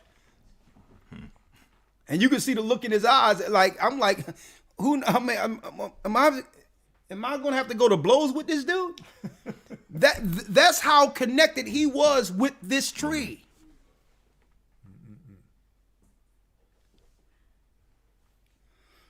Let's read. Yes, sir. They deck it with silver and with gold. Come on. They fasten it with nails and with hammers. They fasten it with nails and hammer. That it move not. That it move not. So back then, they would fasten it at the bottom with nails and hammer. That it move not. This is the Christmas tree, folks. Now they had the little turn things, and now who knows what they have now. You can just get it out of the box and put it together. But the Bible is clearly highlighting this idol. And our God is warning us that if we deal with this, if we begin to deal with this idolatry, we're going into captivity. So if I'm a Gentile Roman right now, whose full intent is to do what? Is to consolidate and keep the power that came through these people's disobedience. Naturally, what we would do as a government is do what? We would put these people in captivity a tradition for them. See? If God is mad at these people for doing it, let's make it a tradition. Let's reward these people for doing it. So by default, we'll rule by default. As long as these people stay under this ignorance and follow these holy days and all this wickedness, by default, we will continue to be Lord over them. By default. See? Yes, sir. Go ahead. What else you got, lawyer? If you don't mind on that very point, just jump into Judith break it down chapter real 6, quick, verse number 18. It's a key point. Yeah, go ahead. Break it down real quick. Yes, sir. Judith 6, verse number, I'll start at verse 17. This is in the Apocrypha. It says, and whilst they sinned not before their God, they prospered because God, or the God that hated iniquity, was with them. But when they departed from the way which he appointed them, they were destroyed in many battles very sore, and were led captives into a land that was not theirs, and the temple of their God was cast to the ground, and their cities were taken by the enemies. Now, this is a Gentile speaking about the history of the nation of Israel and what happens when they are with the Most High and when they are against the Most High, showing that the Gentiles know that our power rests and lies in our relationship with our God. Reading on, it says in verse number 19, but now are they, or verse 19, but now are they returned to their God and are come up from the places where they were scattered and have possessed Jerusalem, where their sanctuary is, and are seated in the hill country, for it was desolate. Now therefore, my Lord and Governor, if there be any error in this people, and they sin against their God, let us consider that they shall be, or it shall be, their ruin. And let us go up, and we shall overcome them. But if there be no iniquity in their nation, let my Lord now pass by, lest their Lord defend them, and their God before them, and we become a reproach before all the world. So the Gentiles know, again, when we're in a relationship with God, we have power with the Most High. But when we are rebelling against the Most High and not keeping his laws, statutes, and commandments, they have the ability to run roughshod over our nation. So as the elder is mentioning, it's in their benefit to keep us in a state of perpetual rebellion against the Most High. Thank you, Elder Lawyer. And see, so it's upon the Gentile nations, like Elder Lawyer is mentioning, to keep us under these heathenistic practices we've learned in captivity. It benefits them. They'll even, that's right, they'll flatter us with gifts and give us money, social programs, all of that just so that we can stay under sin. Our fall, our sin, our destruction means to them, it means rulership for them. So this is why, even though they're telling people not that all this stuff about this thing that's supposed to be this disease that's be so deadly and all this old crap, it didn't stop them from promoting Christmas, right? Then they came out the other day and say, well, the government will allow you to get together now to celebrate the holy days. I mean, the holidays. That means COVID is going to wait at your door like this and just chill until after the ball drop. And then I'm back again.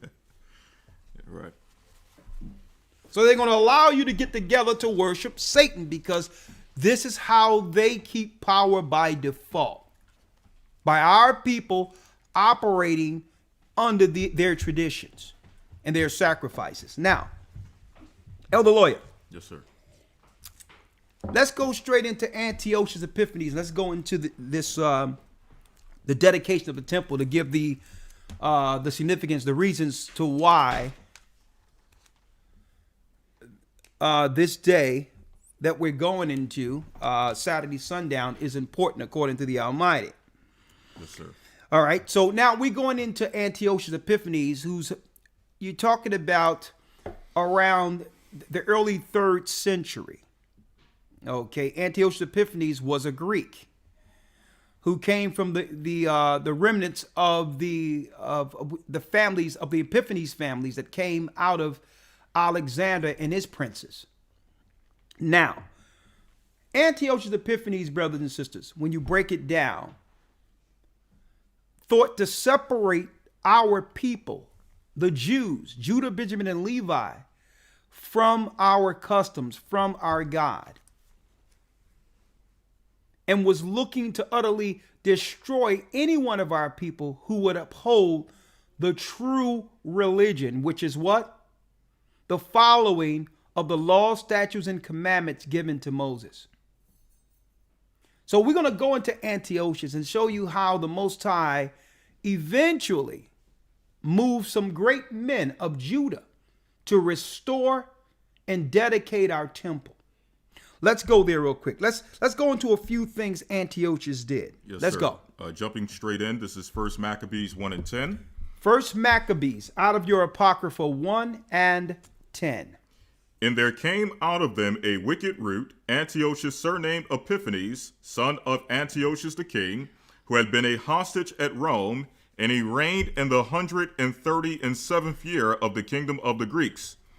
In those days went there out of Israel wicked men, who persuaded many, saying, Let us go and make a covenant with the heathen that are round about us, for since we are departed from them, we have had much sorrow. So this device pleased them well. Then certain of the people were so froward therein that they went to the king, who gave them license to do after the ordinances of the heathen. Come on. Wherefore they built a place of exercise at Jerusalem according to the customs of the heathen, and made themselves uncircumcised, and forsook the holy covenant, and joined themselves to the heathen. And joined themselves to the heathen. So what was happening here is that the Gentiles were giving our people licenses, benefits, if they can convince the rest of us to follow the customs of the Gentiles. Now, back then, there were different names, but now it's Christmas, Easter, and others. And on those same days, you would witness games to the gods. Okay? The same way, you think it's a coincidence on Thanksgiving that we were, you turn on the TV and you see the Cowboys playing the Indians? You thought that was a coincidence? No. This is a constant reminder for those who are in the know. The constant reminder of how they got the world. They celebrate their power just brazen right in front of us. They're like, listen, we're not ashamed of the killing we did. Here it is Thanksgiving. We're going to have the Cowboys versus the Indians. We don't regret, destroying and killing. We don't regret that. We celebrate it. Read on. Verse 15. And they made themselves uncircumcised, and forsook the holy covenant, and joined themselves to the heathen, and were so to do mischief. Speaking of our people, read. Now when the kingdom was established before Antiochus, he thought to reign over Egypt, that he might have the dominion of two realms. Jumping around. Okay. Come on. Jumping down to verse number 21. And entered proudly into the sanctuary, and took away the golden altar, and the candlestick of light, and all the vessels thereof, and the table of showbread, and the pouring vessels, and the vials, and the censers of gold. Look at that. He went into our temple and paid mercenaries to destroy our temple. These were Edomites. As a matter of fact, let me put a picture of this guy up here. Now, why am I showing you this? This is a bust of Antiochus Epiphanes. This wicked dude right here. This is a bust of Antiochus Epiphanes, who began to hire our people to teach the exercise of the Greeks and to turn our children against our God by upholding heathenistic practices. Now, this is an Edomite, all right, who's destroying who? The Israelite temples. This is an Edomite right here. This is a white man. So no one out here can tell me that this person who's an Edomite is an Israelite too now. Mm-hmm. When did they cross over from Antiochus Epiphanes to the people like Judas Maccabees and others who began to, you got it, restore and rededicate the temple? Now we're looking at this guy as if this person is a Jew now, is an Israelite now. Something is seriously wrong when we celebrate the people who destroyed the temple as the people. Here's the original bust of this guy right here. If he was living today, he would be in a synagogue somewhere. But yet, back then, we knew who these people were. Antiochus Epiphanes began to destroy our temple. And then they'll sit in the temple of God, claiming they're the people of God. Like their father, Lucifer. See? Read. Jumping down to verse 37. Thus they shed innocent blood on every side of the sanctuary and defiled it, insomuch that the inhabitants of Jerusalem fled because of them, whereupon the city was made an habitation of strangers, and became strange to those that were born in her, and her own children left her. Her sanctuary was laid waste like a wilderness. Her feasts were turned into mourning, her Sabbaths into reproach, her honor into contempt. As had been her glory, so was her dishonor increased, and her excellency was turned into mourning. Moreover, King Antiochus wrote unto his whole kingdom that all should be one people. So he says, now, we can't rule an empire where you have us operating as heathens under Satan and another people standing with the laws of Moses, which would continually antagonize us and upbraid us concerning our religions. No. In order to have a complete, strong empire in which the people cannot oppose us, we have to make sure that these black Jews totally denounce their God and celebrate with us. See? This is why when we were in slavery, they would give us Sundays off. They didn't really want to, they wanted us to work 7 days a week, but they would give us Sundays off so that we'll appreciate celebrating on the day of the sun, the S-U-N. Oh, wait, we'll give you Christmas off. A matter of fact, an old ritual. The master's one day of the year will be good to his servants. And this is why at your job, you notice how once a year you only get a good boss really at the end of the year. And you sitting there, we sitting there looking at he's calling you, he have to call you in the office too. I remember those days, boy. Calling you in the office and he's sitting there with that. Let me tell you, folks, this is all strategic. And you could be a grown man or grown woman with degrees and all that, and you sitting in front of your boss, and he's sitting there smiling with an envelope, and there's a gold snowflake on it. And you on the other side like, man, I think this is my bonus right here. And he's sitting there, you know what?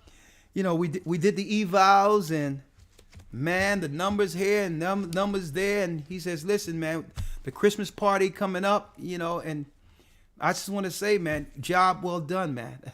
And he's sitting there with a whole bunch, and you sitting there smiling cheek to cheek. And I'm like, man, the last time I felt like this I was 7 years old on Christmas. Mm-hmm.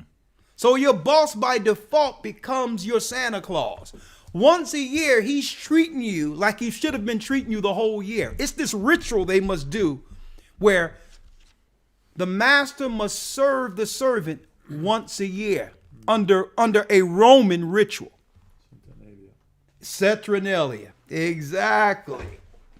I remember those days, boy. We'd be like, yo, you sitting there, and because he's smiling at you all day, so you know something is coming. Mm-hmm. And now he's sitting there with a white envelope and a snowflake on it. And you know, you work your behind off, you appreciate a bonus, whatever the case is, but I don't know if y'all realize, folks, they don't treat you like that the whole year. Right? Mm-hmm. We can be straight with you. Because it's a ritual that the master must serve the servant during Saturnalia. Mm-hmm. So that they, in turn, can have a prosperous year in respect of how they treat you during this period. It's some crazy ritual that ties us in to the tradition to actually benefit or get some level of relevancy from our master. Mm-hmm. Now we're relevant because he's finally recognized me. Mm-hmm. And the psychological behind that is that year he's preparing mentally his workers to work well or work harder for him next year because they could appreciate this bonus now. Right. Yeah. So, in the winter, so coming into the springtime, they got that positive thing with that their positive boss energy, yeah. Because I got that bonus. So you really, it's mind control. If you think about it. That's deep. Yeah.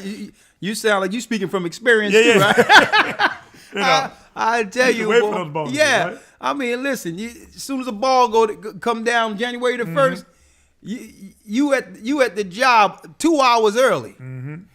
My boss used to go around with envelopes. Here you go, Carlos. Here you go. And, and he used to go around. He used to sit everybody around. Thank you for all the hard work this year. We do appreciate. So you feel good for working for this man. It's you feel good being a slave. Hey man, you speaking from experience. I've been there. You sitting there on the other side of that desk, and somebody pull out that snowflake. Mm-hmm. Like, I know something good up in there. I mean, But hey, we all been through it, give our experiences, but you have to understand these are the rules of the heathens. Mm-hmm. Mm-hmm. Another maybe a question you could ask, because every year people usually call me. I get at least one phone call. I don't get it. Elder, at my job, my boss is giving me a bonus. Should I receive it or absolutely should I reject it? So I listen. guess talk to listen, if they give you a bonus, take it. That's right. You take it. You don't work your behind off. See, because it's different now because you understand the rules of engagement. You understand that everything you give me is going to be me using this to pull another brick out of your empire. Mm-hmm. Mm-hmm.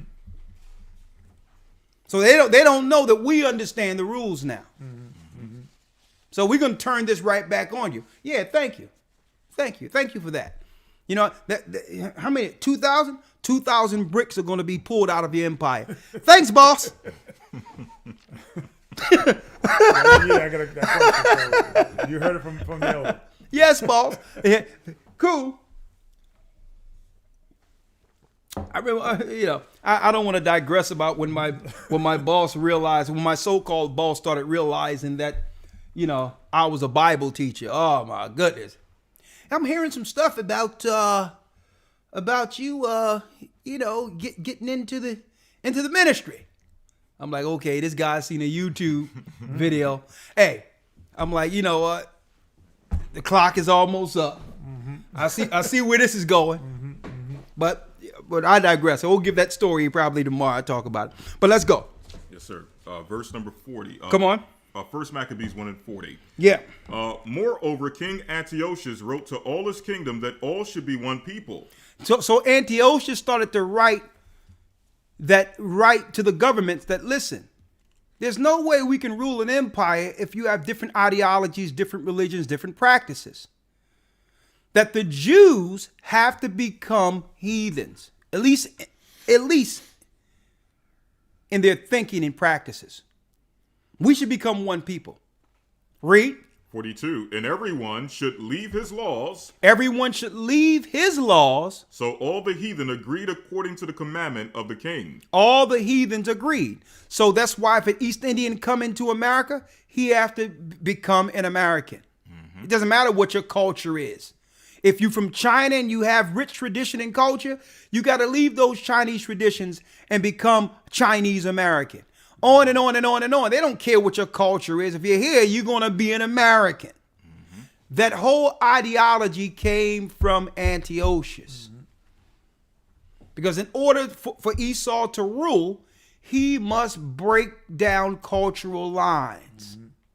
And that should show you they understand the power of culture. Exactly, because that gives you history, tradition. Right. And you remember their fathers against your fathers. Mm-hmm. See? So he's like, no, we don't need you looking back at that history stuff where we were killing you. Right. No, here it is. We got to become one people now. It's not, forget about the past. That was way back then. You know, I'm ruling now. So get along. You know, see? Mind control. It's all mind control. They'll tell you right there, you got to forget your past because it's all bad stuff back there. Well, what bad stuff? We were killing you. So it ain't about what happened back then, but the fact that you killed my foreparents, isn't this how you and your family rule now? Mm-hmm. Well, you ain't supposed to think about that. That's bad. That's on a point. That's bad. You know, that was way back then. That was old time stuff. But that old time stuff led to you getting our stuff, right? Mm-hmm. See, this is why they have to break cultural lines, traditions. This is why we're the Hebrews, we're the Israelites in a land believing that we're Ham or some other crap they're teaching in their churches. Mm-hmm. They'll tell you, forget about the past.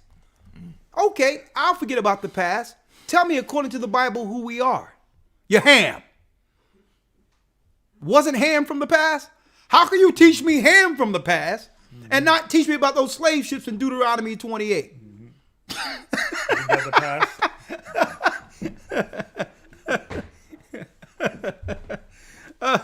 Boy, I'm telling you, I'll tell you the truth, boy. I see some of these Christian apologists and others trying to stop this wave of truth that Israelites are putting out there now, but it's just too much.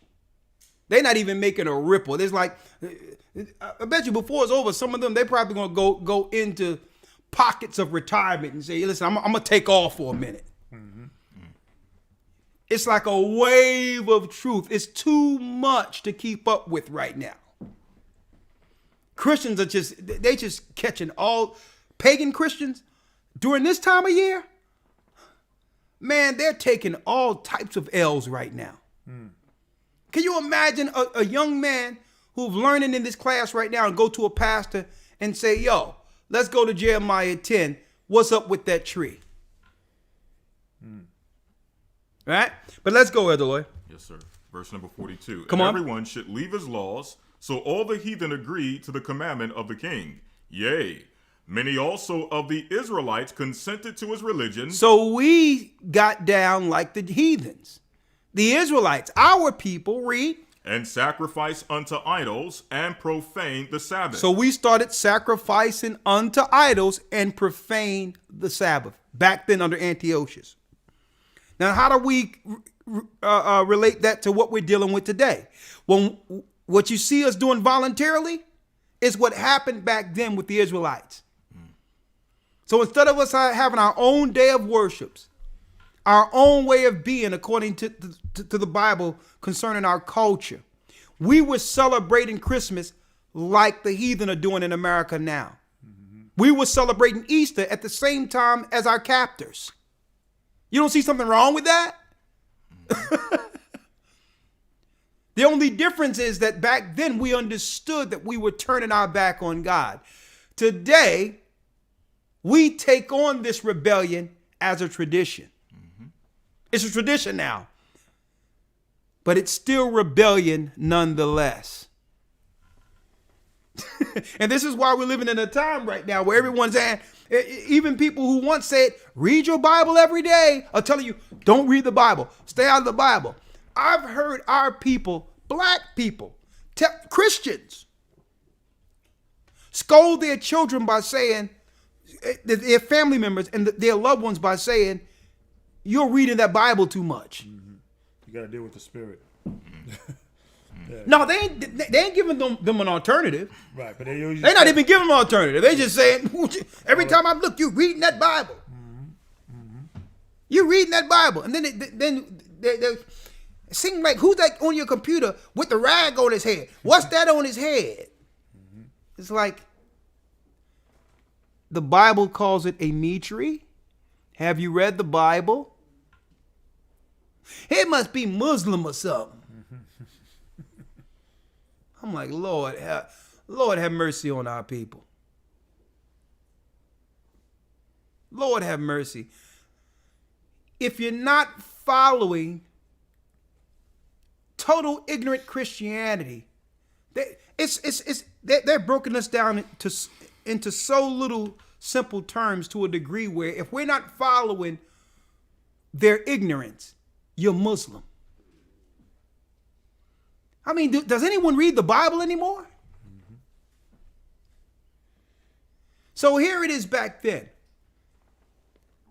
It was upon the Gentile nations to do what?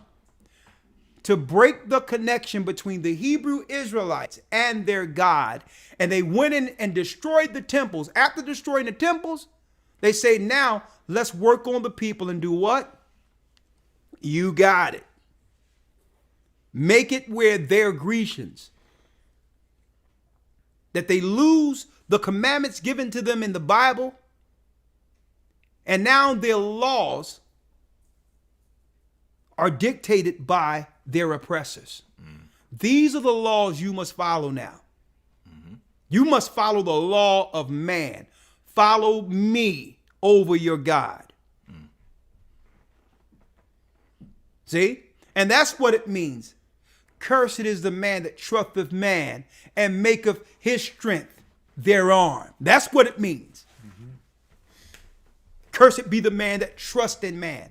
A man that will lead you into heathenistic practices instead of the Almighty. See, and we have to make that clear, because you got simple ones who don't even know the Bible who would see that and be like, trust in man. That means you can't be trusting someone who's teaching that Bible. Mm-hmm. You gotta learn by yourself. You're listening to somebody that's spiritually obtuse, to say the least. Right. Okay. And if that was the case, what did the Holy Spirit give the gift of teaching? Yeah. Some teach evangelists, some exactly. Healing. Right. Exactly. So when it says, woe be the man that trusts in man, it's not talking about not listening to someone teaching the Bible. Mm-hmm. It's talking about listening to people like Antiochus Epiphanes, the Greeks, the Romans, who would turn you into heathens. Mm-hmm. That's what it's talking about. Let's read. Yes, sir. 1 Maccabees 1:44. For the king had sent letters by messengers unto Jerusalem and the cities of Judah, that they should follow the strange laws of the land, and forbid burnt offerings and sacrifices and drink offerings in the temple, and that they should profane the Sabbath and the festival days. So, hold up. So now, instead of us following the Sabbaths and the festival days, read. It says that they should profane the Sabbaths and festival days. Profane the Sabbath and the festival days the Most High have given us. And pollute the sanctuary and holy people, set up altars and groves and chapels of idols, and sacrifice swine's flesh and unclean beast. Now, I need y'all to check this out now. Look at this clearly, folks. The heathens came in, destroyed our temple, began to teach our children to do heathenistic practices, to become uncircumcised, just turned our people into Satanists, heathens. Right? But then we'll have some people running around claiming to be the people today, saying they're following the Feast of Lights. They're doing what's right according to the Bible and the Torah. Mm-hmm. Right? And my question is, and I spoke to a rabbi years ago in England on Peace FM. I'm like, if you know that what you're doing is right and that what the Christians are doing is wrong, why aren't the Jews publicly reprimanding Christians? Why don't y'all come into our neighborhoods and start telling people that we're the children of God and to go back to the laws of God? And you know what he said? Outright, you go back and listen to that video, that broadcast. That rabbi said straight out, we as Jews don't proselytize like the Christians. Mm-hmm. Why? If you have what's right and you can change the world by teaching that the law is good, why not proselytize? Mm-hmm. They are afraid of what happens when our people begin to follow the law. Mm-hmm. At that point, these people who are claiming to be us loses power. So they finance the proselytizing of Christianity in our neighborhoods. They finance it.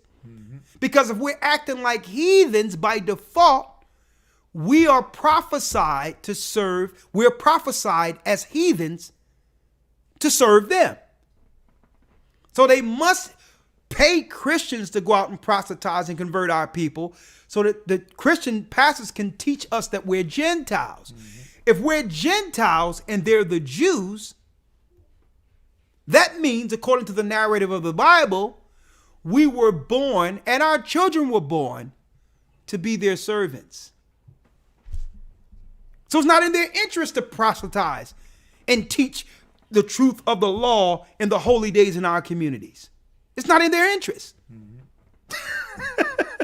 Because according to their belief, that's what makes those people, that's what makes them better than us. See? Because guess what, folks? What I'm teaching concerning the temple being destroyed and being dedicated back under the Maccabees, they've been teaching this for years in their synagogues, and not once have they came to our churches and our communities while we were suffering and told us that this story is our story. That the same way that they have destroyed the physical temple, they have destroyed the spiritual temple of God, who we are. And that we need to be cleaned up and our vessels need to be rededicated to God like the temple was rededicated. That we need to clean up our neighborhoods, clean up our surroundings, clean up our people, and all get on the same code we were on before they arrived. And I'm not talking about the white Romans arriving to America. I'm talking about Antiochus Epiphanes arriving back then and setting up a standard where they would go against our law and now do what? You got it. Finance the leaders to coax the whole society into paganism, into heathenistic practices against our God. See, and this is the significance of Christ, because now I can look at this holy day, the Feast of Dedication, and through the Spirit of Christ and the Almighty, we can bring it around full circle to how we can apply dedicating our temple today. The reason why jewelry and others don't come in our community, they'll send Messianic Jews in our community, but you will never see them proselytize on the level of Christianity, because guess what? They're paying the same way Antiochus did, the leaders of our community to engineer servants for them. It's spiritual engineering of souls. They'll finance a pastor to come into our communities to teach heathenistic practices so that we're their servants. We become their servants and our children become their servants by default. Let's go. Yes, sir. Verse number 49 or 48. But I'll tell you what, now that I'm saying something, I wouldn't be surprised if they do get a few tassels and start walking through like the Mormons now. Because guess what? They're catching L's too. Because hey, let me tell you, when it comes to the Bible and the voices that are coming out that's influencing the new generation, guess what? Christianity has no more voice. After the T.D. Jakes and all these guys are over with, folks, let me tell you, there'll be no new Christian leader rising from the ashes. It's over. The Israelites and those that are teaching this Bible has that ground now, sewn up. And you know what? You know why we're able to get it sewn up? Because everyone else have thrown the Bible to the side. And the Israelites are the only people in the earth upholding it. And it can also Yeah, add to come that. This on. is the reason why the so-called Jews are not going to Africa and embracing and admitting that the Igbos and the West Africans are Israelites. Yeah. Because now, if they can't stop it, let's control it. So they can stop the political or the awakening. Yeah. So now they are saying, okay, they are admitting, like the what's that white Jewish guy? What's his name? I forgot his name. That he admitted that we're the Jews. The young guy. He came out. He debated I think you're talking about the rabbi who was talking about Onkelos, and how Onkelos was a Roman Christian, a white Christian who converted into the first what you would call Jew. Right. But now they're admitting. But now they're saying, okay, they're admitting that the Jews, that the people of color are black. The Israelites are black. But now they're saying they have to convert to Judaism, not Christianity. Exactly. But still, they'll still do that on what you would call on a fraternal level. Mm-hmm. They're not going to just do like TBN and others will do and just proselytize publicly to the masses. Right. They'll do it on a fraternal level where you get with a rabbi and he coax you into his wizardry under him. Okay, it's still on a fraternal level, where it's like you becoming a part of their brotherhood under a rabbi. Yeah, because I read an article. There is a rise of black people. His name is Harry Rosenberg. Yeah, there's a now, but I read an article that now there is many black people going to Jerusalem trying to convert and things of that nature, like the basketball player Stoudemire, and things of that nature. That's happening now. The rapper, what's the other? The guy, there was another rapper that he also converted. So there's now that is being, and they accepted him because now they got to control the narrative. Right. Yeah, they control the narrative, but still, you'll never see them proselytizing on the level of Christians. Exactly. Because what Christians does, their conversion gives the Jewish powers servants by default. Mm-hmm.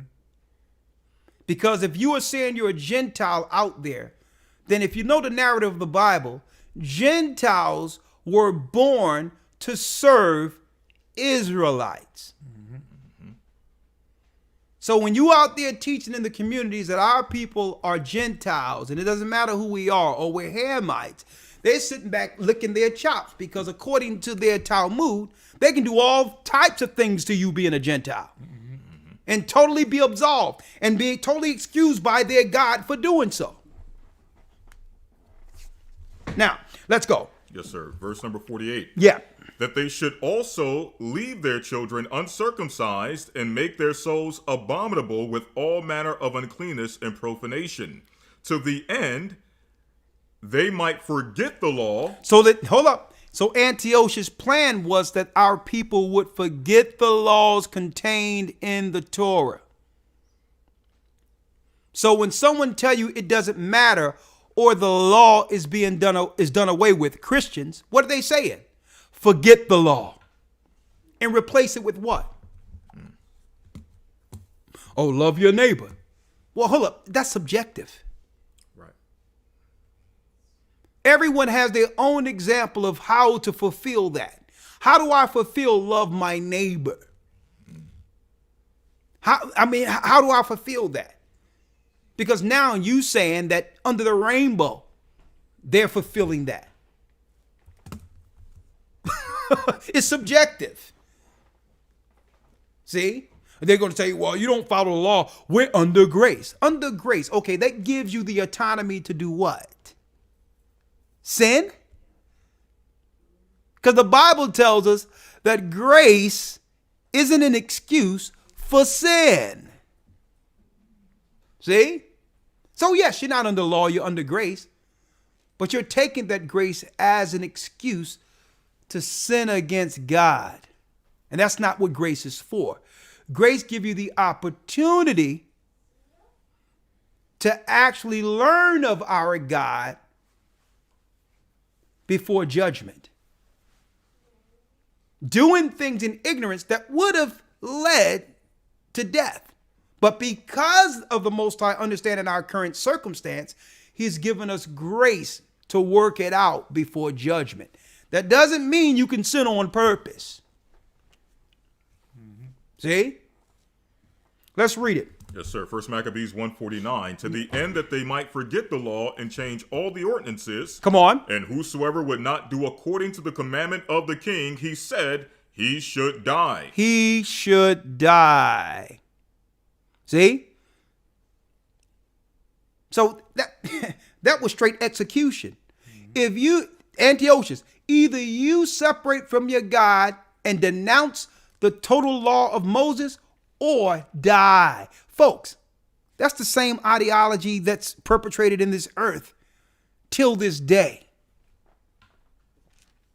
where they're looking to execute people or demonize people who would uphold their own law and traditions over Esau's. They'll demonize you and claim that you're a cult or you're a terrorist or this and all this other crap. When really it's what? When we come back to understand that we're the children of Israel, folks, it pulls at their power. That's what's going on. Because they gained power through our forefathers sinning. See? So Antiochus say, we're not going to deal with all that, because as long as y'all following the law, not only do I have to fight against you, I got to fight against that God of yours. And my God, and Antiochus' God was straight Satan. He says, listen, I can't fight against these people who serve in that God. So I will reward their leaders to teach the children to profane the Sabbaths. And that now Israelites can no longer claim to be Israelites. They must be one people like us. If we say we are Americans, they say they are Americans. If we say we're British, they say we're British. Period. You can't have no separate rules or laws for your God, because now we're going to find ourselves not just fighting against you. The rules of engagement is, if I can get you to sin against your God, you are at the behest of me, Gentiles, as your Lord. Come on, other lawyer. Yes, sir. Verse number 52 or 51. In the selfsame manner wrote he to all his kingdom, or to his whole kingdom, and appointed overseers over all the people, commanding the cities of Judah to sacrifice city by city. Then many of the people were gathered unto them, to wit, everyone that forsook the law, and so they committed evils in the land, and drove the Israelites into secret places, Look, even wheresoever they could flee for secure. Look at that. Now the 15th day of the month, Caslu, in the 145th year, they set up the abomination of desolation upon the altar, and builded idol altars throughout all the cities of Judah on every side. Like the Catholic Church. They started building up altars to these different gods and goddesses, like you see in the Catholic Church today. Same thing. Go on. 55. And burnt incense at the doors of their houses and in the streets. And when they had rent in pieces the books of the law which they found. So it says they rent in pieces the book of the law they found. So it wasn't enough destroying our temple.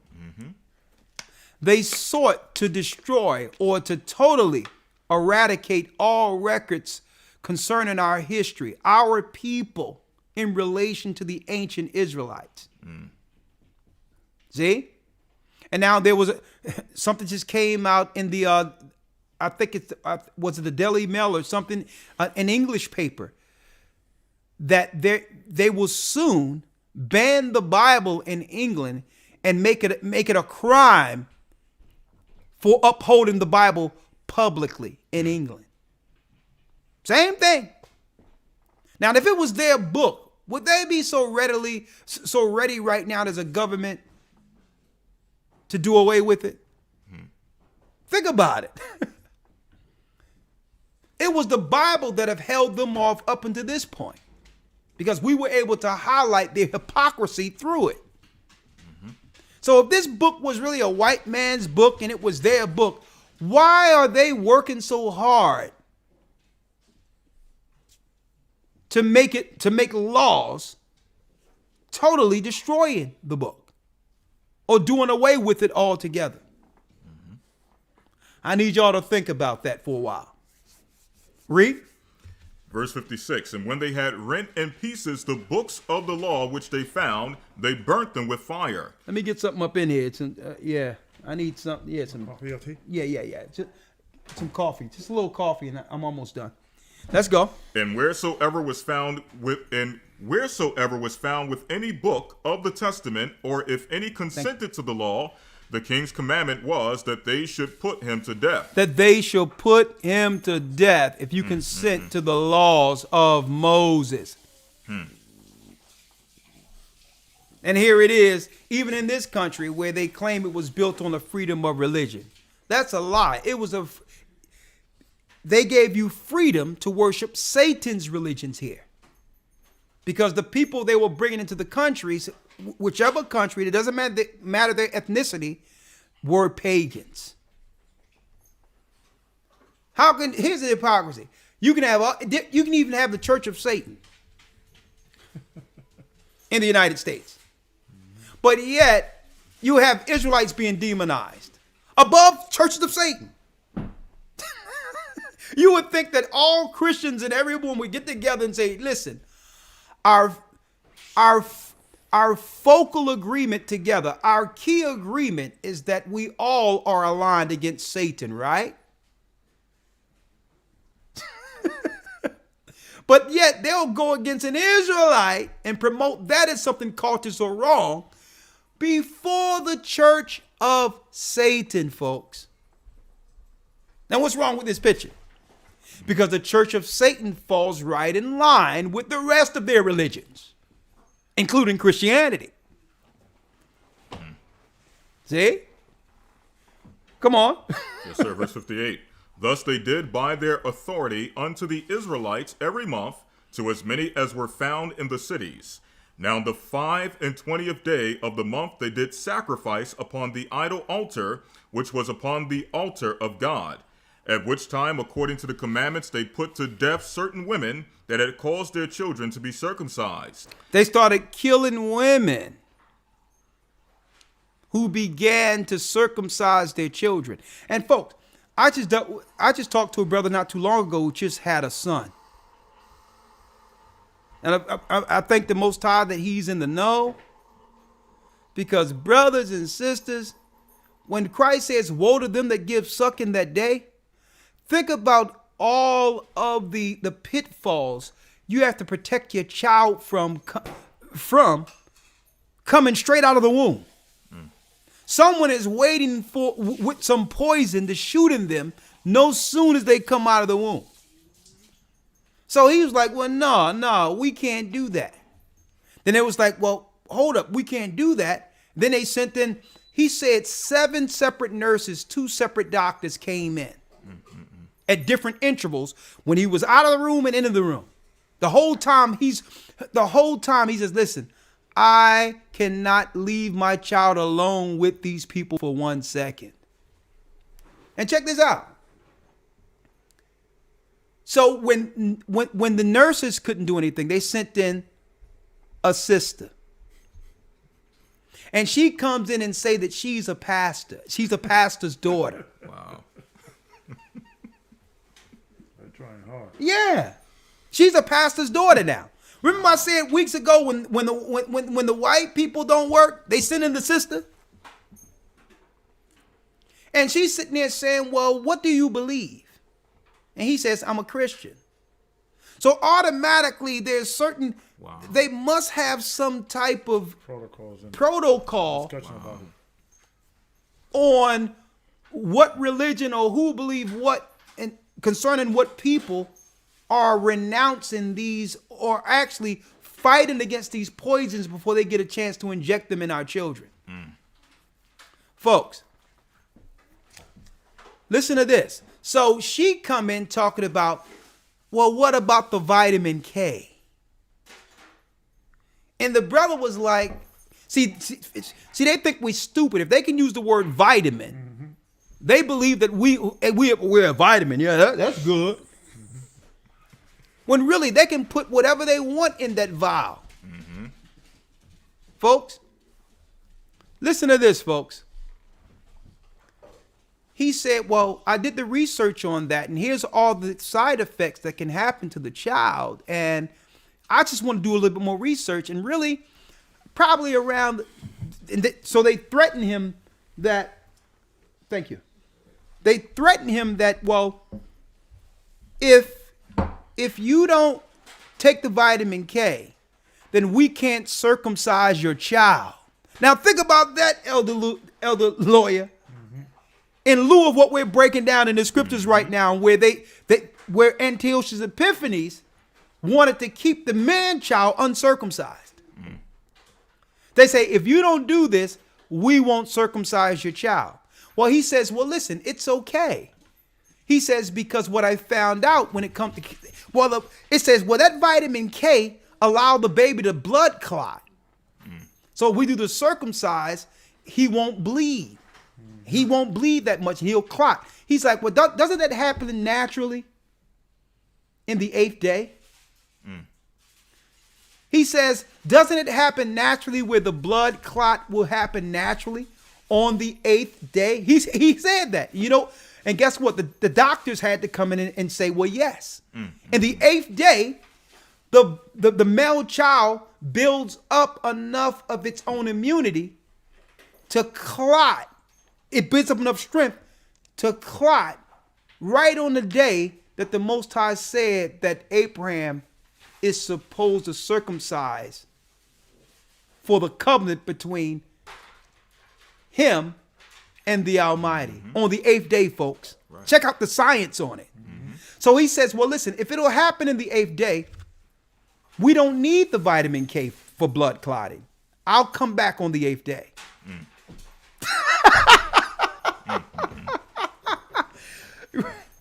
Right? Right. But think about this, folks. The world we must now raise our children in. We have to protect them from poisons out of the womb. And then from the womb, putting them in school, we have to protect them from this liberal poisons they're teaching in school against our values and traditions. And then as they grow older, we got to protect our children from the liberal nut jobs that are raised amongst us and the children they must play with. Mm-hmm. And then when they get older, we have to protect them from promiscuity and all types of evil, even in their teenage years. And it's deep that by the time they grow to wisdom in their 30s, when they get to 30 and 35, to begin to reflect on being a real man or a woman, by the time they get there, it's like they feel so dark based on all the wrong decisions. Our people almost feel useless going forward. It's when we get to 35 and forward, we start to realize, nah. All these choices I've made has been wrong. But what they're not telling you, that all these choices that you made were on purpose. You were programmed to make these mistakes over and over and over from the womb. You see, and that's where the rededication comes in. I'm going to go there. I don't mean to put the cart before the horse, but it starts here, folks, in our training. So here it is. Antiochus say, kill those who would uphold the Israelites' law over the Edomites' law. Mm-hmm. Right? Come on, Adoya. Yes, sir. Verse number 61. Thank you. And they hanged their infants about their necks and rifled their houses and slew them that had circumcised them. So here it is. If you circumcise your son, they killed your children. Edomites. See? So because our people are waking up concerning the poisons now and all that, they have a plan. And if you think what's going on in this earth is about a cold or some sickness, or you have another thing coming. Mm-hmm. Because now the conversation is, I'm hearing it over and over again. I've been hearing it for the last month or so. Well, we need to now come to a consensus on the group that will be shot with these poisons first. Mm-hmm. Now, if this is a pandemic that's hitting the whole earth, why do you have to worry about who get it first? Right. We have a good idea.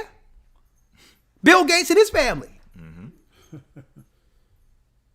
A matter of fact, we care about him so much that we believe all of the doses should go to him, his family, and those who think like him. Mm-hmm. Every dose. Because that's how good they are, right? Because this is my philanthropy saying, well, okay, it's good. If it's that good and you want to decide because you have to prioritize how good it is and what people need it first, we're saying, well, listen, the people who've come up with the ideas of it, we all volunteer and we raise our hands to make sure they get it first and make sure our people administer it to them. Okay, that's fair. Let's go. Yes, sir. Reading on, jumping down into chapter number 2. I'll read a little bit of that before jumping to chapter 5. First Maccabees 2:1. Yeah. And in those days arose Mattathias, the son of John, the son of Simeon, a priest of the sons of Jorib, from Jerusalem, and dwelt in Modin. And he had 5 sons, Johanan and Caddis, Simon, called Thasi, Judas, who was called Maccabeus. Judas of Maccabea. Now we're talking about the mid-2nd century now, where the Most High put the spirit on Judah, the black man, to go against who? The devil. Let me put him up here. Antiochus' idea of destroying our people. Huh? Oh, I'm sorry. Yeah, I got it. One moment. Let me get it here. From Judea, let me make it clear. And yeah, I wanted to make sure because I have it here. The Levites, the priesthood, because you had to have the priesthood who would do what? Rededicate the temple. Before Christ came on the scene, you had the Levites who were over the temple. So I'm glad. Yeah, Judas, the Levite from Judea. Right? Read on. Verse 5. Eleazar called Avaron and Jonathan, whose surname was Aphus. Come on. And when he saw the blasphemies that were committed in Judah and Jerusalem, he said, woe is me. Yeah, I got it. Okay. Yeah, slide over just a little bit. Because I didn't see the table is heading down. Yeah. Maybe move the inch. No, it's good. It's good. Oh, you want to move it back? Let's move it. You move the table back. Yeah. And then move it. All right, move it this way. Could you push this table back for me? Okay. Yeah, because I gotta get Gabar up in here. Okay. All right, you got it? All right, that's better. All right, come on. First Maccabees chapter 2, verse number 6. Yeah. And when he saw the blasphemies that were committed in Judah and Jerusalem, he said, woe is me. Wherefore was I born to see the misery of my people and of the holy city, and to dwell there, when it was delivered into the hand of the enemy, and the strangers into the hand of, or the sanctuary into the hand of strangers. Her temple is become as a man without glory. Her glorious vessels are carried away into captivity. So the Gentiles begin to take all of the artifacts, all the gold and riches out of the temple. This happened before 70 AD under Antiochus Epiphanes. So let's go back to where they began to rededicate the temple. Before you go there, I need you to also go into the fact that the Gentiles, yeah, get it on the side over there, yeah. Where the Gentiles, brothers and sisters, began to put in write their own images in our books. Mm-hmm. So when they couldn't destroy the books, they sought to paint the pictures and put white images, put Gentile images in our record. Let's read that real quick, Elder Lawyer. Yes, sir. About the images. Yes, sir. First Maccabees chapter 3, verse number 48. First Maccabees 3 and 48, read. I'll start in verse 47, where it says, Then they fasted that day and put on sackcloth and cast ashes upon their heads and rent their clothes. Come on. And laid open the book of the law. They laid open the book of the law, which is the first 5 books of Moses. Wherein the heathen had sought to paint the likeness of their images. Where the heathen sought to paint the likeness of their images. So the Grecians did this before the Romans did. See? They would put up it, they sought to paint their images like we seen the Romans do with Cesare Borgia. Here's Cesare Borgia, the plan that the Romans did later to put up a new image, an Edomite image as Christ. There you go. Cesare Borgia, the second son of Alexander VI, Pope of Rome, right there. An Edomite. So what we've seen in our modern times, upholding an Edomite as an Israelite began back then when they destroyed our temple under Antiochus Epiphanes. See that? So what happens is when the Maccabees come on the scene, the priests, they began to fight against this wickedness.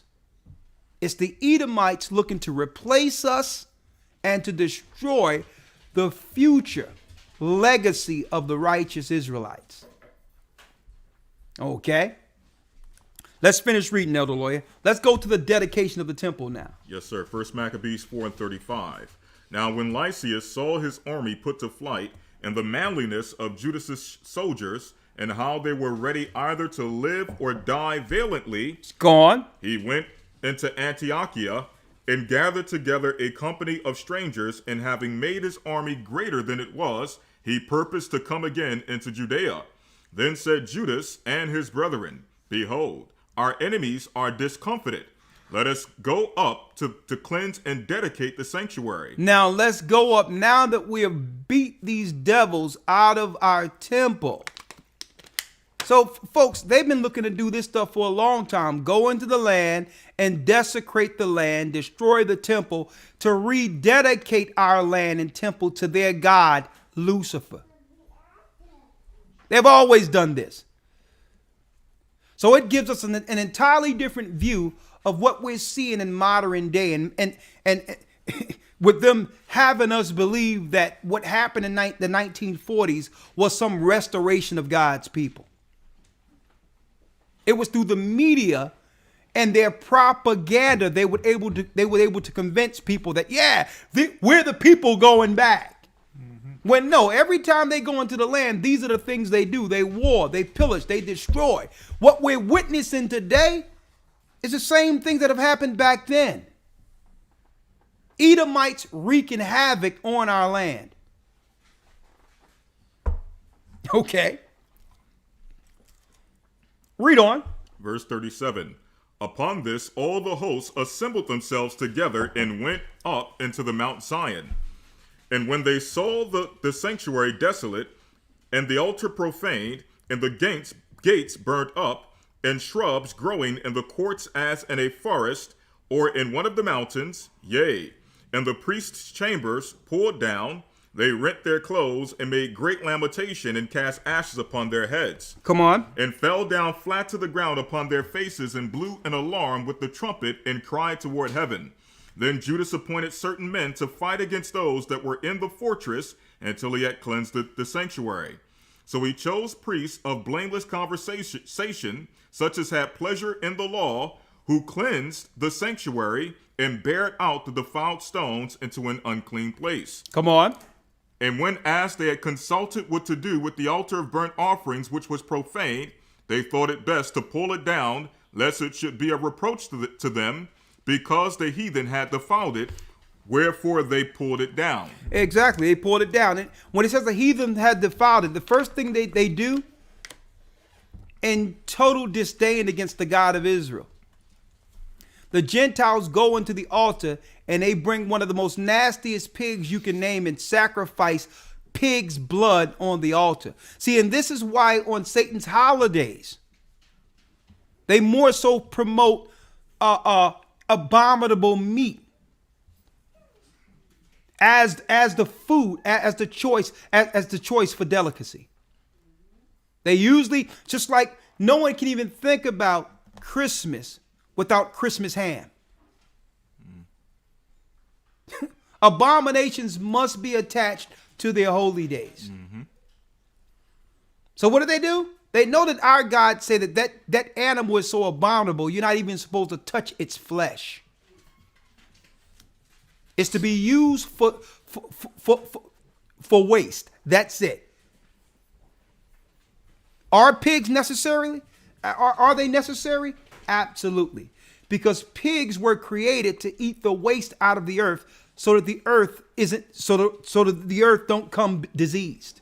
Mm-hmm. That's what pigs were made for. To eat the diseases and die of them so that the diseases don't affect people. But what happened if you begin to eat the animal that was made to eat the diseases? See? What happens is, that's right, plagues. So the Most High was perfect in how he made the pig. The pig wasn't meant to be consumed or eaten as a delicacy. It was meant to protect people by eating the diseases out of the earth. So what did Esau do? Esau said, you know what? I'm going to take the most nasty, abominable animal on earth, and I'm going to sacrifice it on God's altar. See? So now the Maccabees came and say, nah, they warred. We got our people together and whipped Esau and the other Gentiles out of the temple and rededicated that temple back to God. Now this was about 100 years before Christ. Before Christ's crucifixion. The temple being dedicated. I'm going to show you what significance that has for us now. Let's go straight to, because I want to go into the oil, the light, when they could no longer. I want to read that. But they had only enough oil for. That's tradition. That's not about the Talmud. That's not here. Okay. All right. Yes. Yeah. But finish reading. Okay. Verse number 46.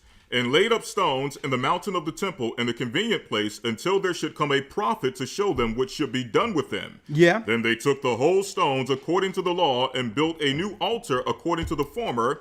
And he made up the sanctuary and the things that were within the temple and hollowed the courts. Come on. That they made also new holy vessels. And into the temple they brought the candlestick and the altar of burnt offerings. So they brought the candlestick and the altar. So let me pull up the candlestick here.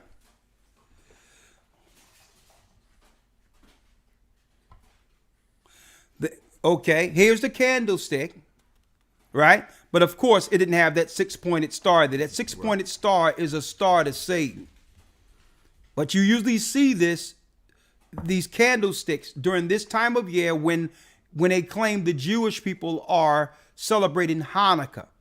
Hanukkah is the Feast of Lights or the Feast of Dedications. We're reading it out of the Maccabees now. All right? Mm-hmm. Read. Verse 50. And upon the altar they burned incense, and the lamps that were upon the candlesticks they lighted, that they might give light in the temple. Come on. Furthermore, they set the loaves upon the table and spread out the veils and finished all the work which they had begun to make. Now on the 25th day of the 9th month, which is called Casliu. And that happened sundown tonight. Read. In the 148th year, they rose up betimes in the morning and offered sacrifice according to the law upon the new altar of burnt offerings which they had made. Look, at what time and what day the heathen had profaned it, even in that it was dedicated with songs and cisterns and harps and cymbals. Then all the people fell upon their faces, worshiping and praising the God of heaven. The God of heaven now. Who had given them success. And so, verse 56, and so they kept the dedication of the altar 8 days. 8 days, read. And offered burnt offerings with gladness and sacrifice the sacrifice of deliverance and praise. See, that's why, even though it's 7 nights and 8 days, this is why you see the menorah under modern day Judaism, in which on the time that they do it, which is the off Babylonian day, you'll see them light a candle up until what? The 8th day. Okay. This is why you have the menorah during the time the same time Christians are celebrating Christmas. Okay? Now, that light has a different significance now, and we're going to go there in a moment. Read. Just a few more verses, verse 57. Yeah. They decked also the forefront of the temple with crowns of gold and with shields, and the gates and the chambers they renewed and hanged doors upon them. Read. Thus was there very great gladness among the people, for that the reproach of the heathen was put away. The reproach of the heathen were put away. The reproach is to destroy the temple. Now, why would Esau want to destroy the temple? Because that connects us to our God. See? He gave the temple to serve him to Solomon.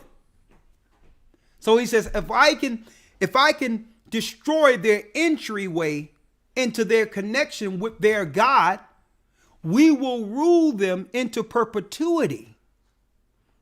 Why? Because they're connected to their God, Lucifer. So it's like, okay, we have the strength and power to destroy them, but let's cut off the entry into their temple so that these people can no longer connect with their God. See? So when people are talking about, well, it's prophesied that there's going to be some people, Esau going to, or that Jewish people going to go into Israel and rebuild the temple. Folks, no. That's a Jesuit fable. They don't have the power to rebuild that temple. Okay? That temple was destroyed by Christ. There's no rebuilding that again. So that's some fake prophetic crap that came through the Jesuits under Ignatius Loyola and Roberta. They came up with that philosophy so that people at the very end would be looking at false prophecy instead of Christ's words to understand the chronology of Christ's coming. That's a total diversion. There's no place in the Bible that says that our people at the very end will go into Israel and build a new temple. That's a lie. Okay? Anyone looking at that isn't seeing the prophecies correctly. Let's go. Verse 59. Moreover, Judas and his brethren with all the congregation, or with the whole congregation of Israel, ordained that the days of dedication of the altar should be kept in their seasons from year to year. From year to year. By the space of 8 days, from the 25th day of the month Casliu, with mirth and gladness. At that time also they builded up the Mount Zion with high walls and strong towers round about, lest the Gentiles should come and tread it down as they had done before. And they set there a garrison to keep it, and fortified Bethsura to preserve it, that the people might have a defense against Idumea. Against who? Idumea. Against Idumea. More proof that it was the Edomites. Idumea is who? A family of Esau. Edom. It's Greek for Edom. So Antiochus Epiphanes were responsible, and the Edomites were responsible for destroying the temple. How is it now we're seeing these people as the people of the temple? As the children of God? It was their propaganda and their media that convinced us that we were someone else and that they would be the people. Right? Now, what does this candlestick represent? Well, first, keep in mind that the temple was destroyed. Let's go to the temple being destroyed. As a matter of fact, let's deal with it from chronology. Let's start with Christ's birth real quick. Let's go to Luke, the 2nd chapter.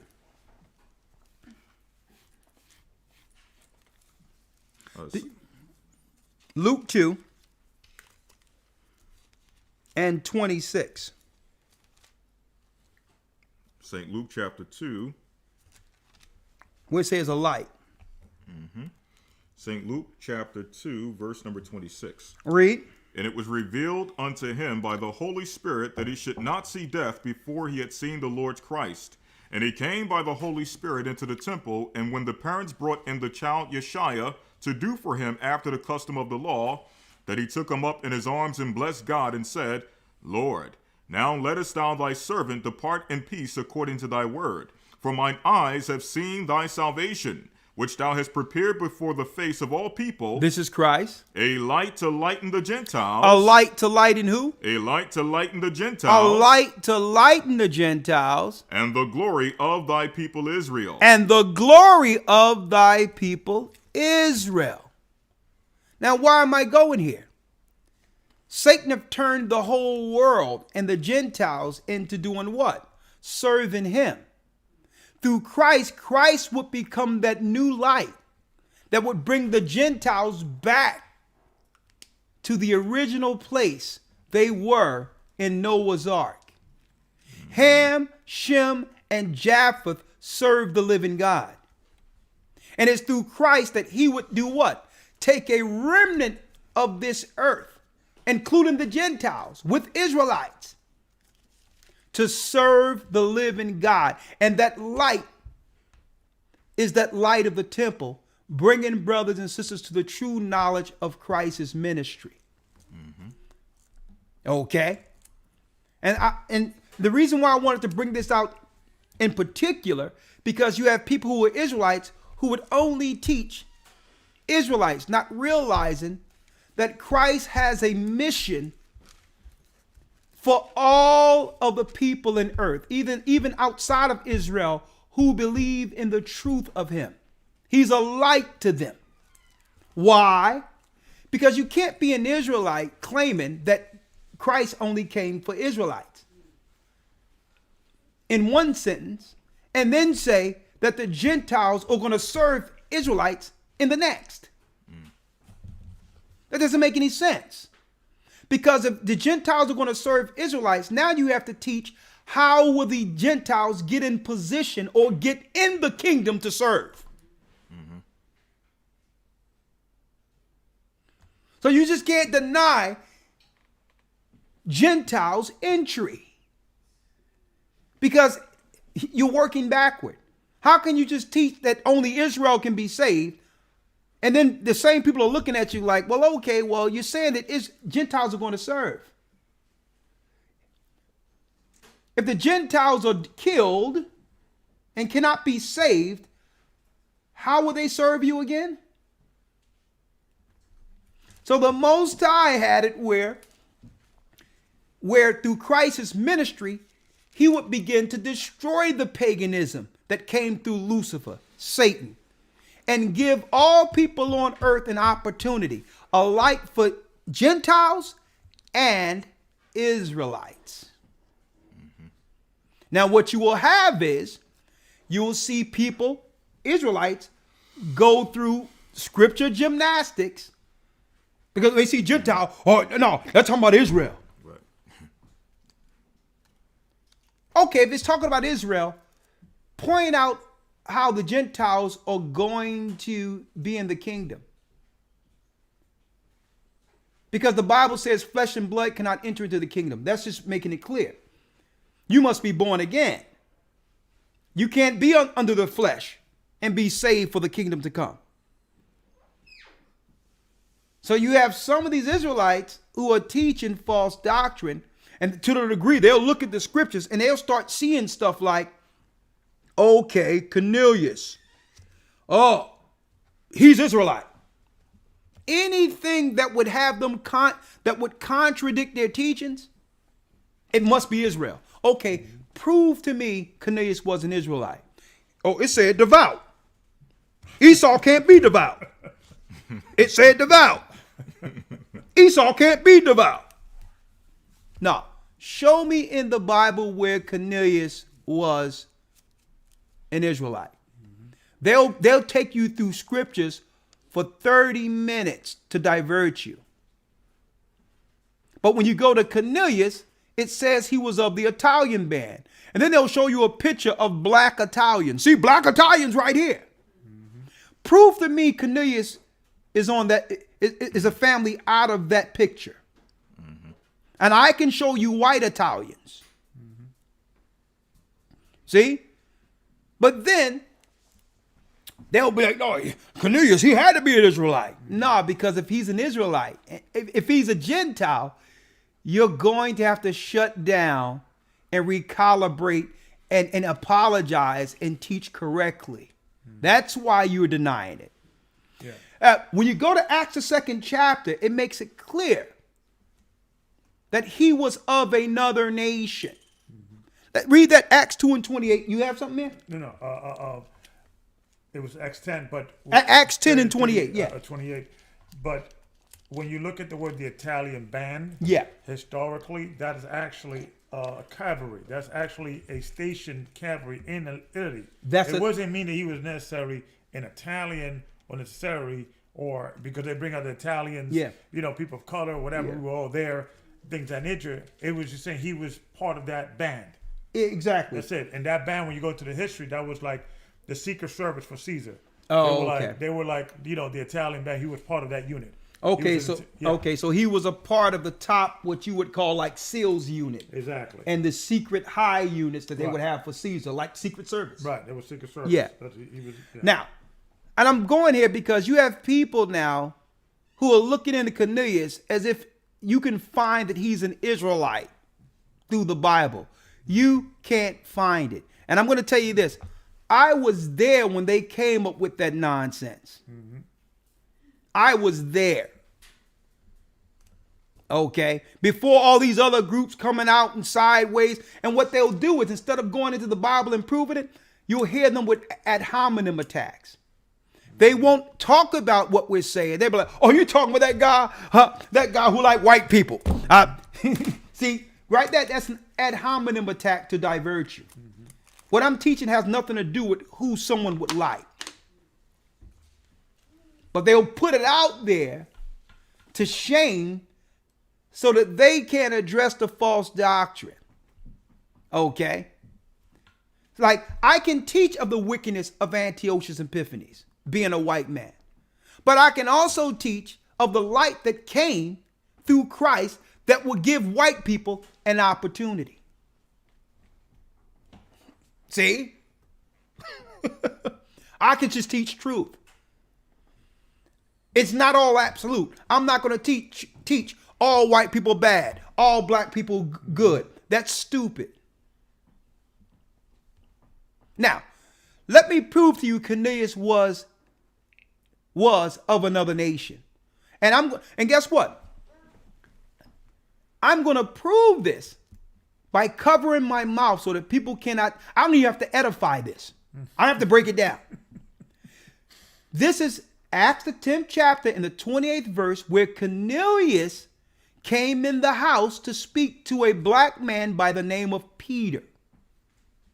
An angel came to Cornelius and said, guess what? Your prayers have come up to the Father. I need you to go meet Peter. Because why? Peter was the man in whom Christ would build his church. So whatever Peter accepts, the church or those Israelites in Christ would have to accept. See how I just did that? That's clear. I don't have to do, gymnastics. I'm going to cover my mouth while Elder Lawyer read the scriptures concerning Cornelius so I don't have to do no gymnastics. Mm-hmm. Because what these Israelites would do, because they are articulate and they have a precept breakdown, and I was there when the breakdown came. Mm-hmm. So y'all see, you knew people around who's trying to come to me with the breakdowns to try to prove that Cornelius was an Israelite. Folks, let me tell you, you got the wrong person here. Okay? You got the wrong person. Okay? Go back to your teachers with that. I was there at the same class they were learning it. And I'm going to tell you why, folks, they went into it. On the corner, a white guy came up at a teaching and said, you're talking about white people, this, that, and the other.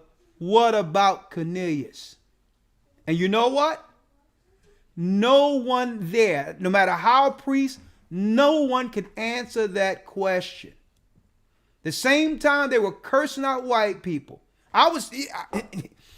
they couldn't answer it. Cornelius was cramping their style because that was the white man's joker every time they came out to go against white people. What about Cornelius? What about Cornelius? I was there and they couldn't answer that question, folks. It was cramping their style. There was a council that was called. And I'm a general. We all went up to New York, folks, and they say we got a new breakdown. We found that there were Israelites in Italy, and here's a picture of black Israelites in Italy, and Cornelius was from one of them. And from that point, they began to teach Cornelius was an Israelite. I was there. And this was before there was any, it was just the Israeli church, the Israeli school of UPK. Mm-hmm. This happened before it was the Israeli church of UPK. Mm-hmm. Okay? So the reason why I'm saying this here is so that y'all don't come to me as if you new guys who are learning from these other guys thinking that they can use you as proxy to try to teach me about some nonsense that doesn't exist. Okay? I was there when the whole thing was created. And I'm looking at it and I'm like, well, okay. And I'm listening to it. I'm like, okay, so we have to show the Russian icons to prove that Cornelius was an Israelite. In my mind. Mm-hmm. Now, at this time, I'm reading the New Testament, the Acts, and all that.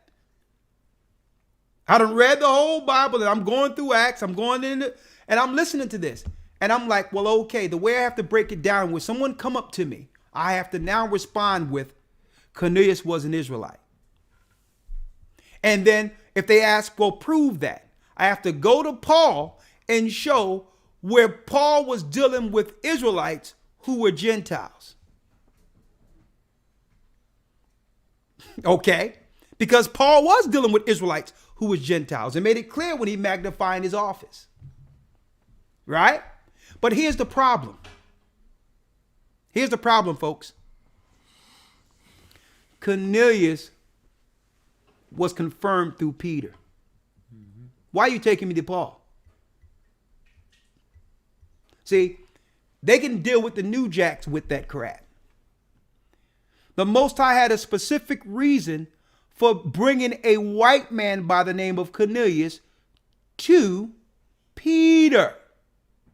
And I'm going to show you right now. And guess what, folks?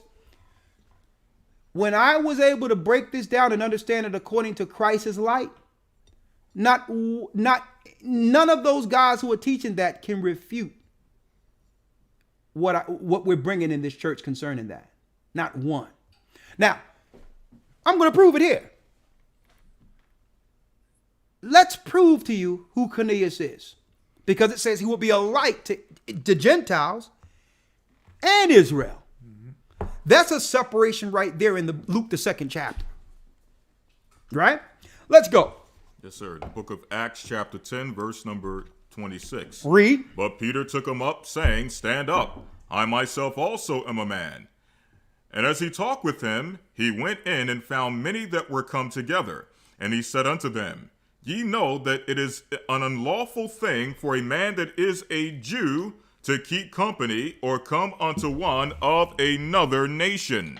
Of another what? Of another nation. Of another what? Of another nation. The Bible tells me that Cornelius was another nation, opposed to Peter being an Israelite.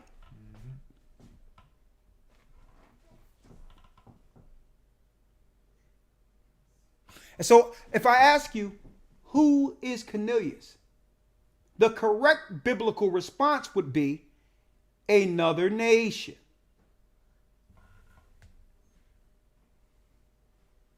If someone tell you he's Israel and is not another nation, you're speaking with what?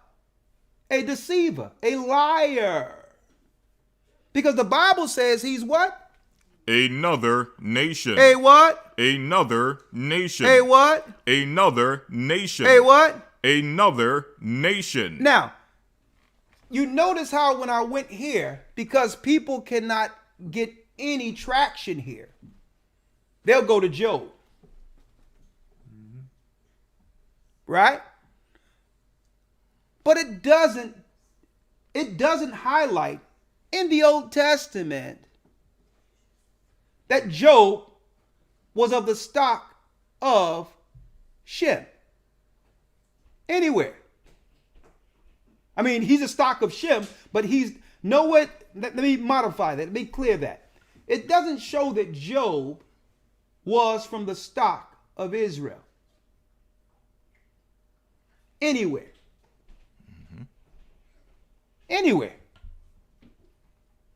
So, one thing about our people is that some of us don't pay attention. So what happens is when you're losing traction, your mind begin to wander and look to go someplace else. Let's stick with Cornelius right now. Let's stick with Cornelius because to make it clear, you have to realize Job was only a few generations from our father Jacob and Esau. And it would be nothing for an Edomite at that time, being from the seed of Isaac and Abraham. It wouldn't be nothing for Esau and one of his sons being an outliner to follow the God of his father. So you're looking at that as something, far-fetched. Esau was from Isaac, right? See, so I'm putting these things in its proper perspective here. Let's deal with, that's right. Let's deal with Cornelius. Can we focus here? Let's read. Yes, sir. From the top. No, another nation, hit it again. Yes, sir. Verse 28. And he said unto them, ye know how that it is an unlawful thing for a man that is a Jew to keep company or come unto one of another nation. Of another what? Of another nation. Of another nation. Now what you would do is you'll ask a brother, another nation, who's that? They're Israelites. Okay, show me that. Okay, then they'll start going to different parts of the epistles. Gentiles and Israelites and Gentiles here and Gentiles there, and say, see, it tell you right there, Gentiles who's going astray in those dumb idols. And you will they're lulling you to sleep with all these precepts, and yet nothing can prove out of what they're saying that it's talking about Cornelius. I'm going to show y'all how to stay focused. Because what they'll do is they'll take you through all these places to the degree where they're lulling you to sleep. And now you'll be like, okay, all right, anything, just let me go at this point. Let me go home. None of these Israelites, I don't care how articulate they are, can prove that Cornelius is an Israelite. It's nonsense. If anything, they're highlighting something else. How they will uphold a breakdown over the true doctrine of Christ. I was there when the breakdown was delivered. And I had enough sense to look at it and say, you know what? I'm not touching that. Okay? I can still teach what I need to teach my people, but I'm not going to go up there when some white guy come and ask me what about Cornelius, and I show him some black guy in a Roman icon. That's not Cornelius. It ain't going to happen. It's not going to happen. So I'm like, no, that was just good enough to keep the people in the church who was wavering, being that nobody in the school could answer that question. Now, if I can mention real quick before we move forward, And just to highlight that point, we're not denying, and as you've mentioned, we don't deny that history, the fact that there were blacks in the Roman Empire, serving in the Roman army. We don't deny that, okay? But again, the question is, how does that relate to Cornelius? Yeah. Okay? That's the question. Exactly, lawyer. So if their answer to prove that Cornelius was an Israelite, if their answer is by saying that blacks were in the Italian army, it isn't good enough. Nah, you got to show me in the Bible. Because then anything is subjective. I can bring any doctrine now and use an icon to confirm it, a picture to confirm it. No. So this is how you teach about Cornelius, to stay on Cornelius. We're going to focus now. Let's read that of another nation again, elder lawyer. Acts 10:28. And he said unto them, ye know how that it is unlawful thing for a man that is a Jew to keep company or come unto one of another nation. Of another nation. But God hath showed me that I should not call any man common or unclean. But God hath showed me that I cannot call any man common or unclean. So there must be a way to cleanse a man of another nation.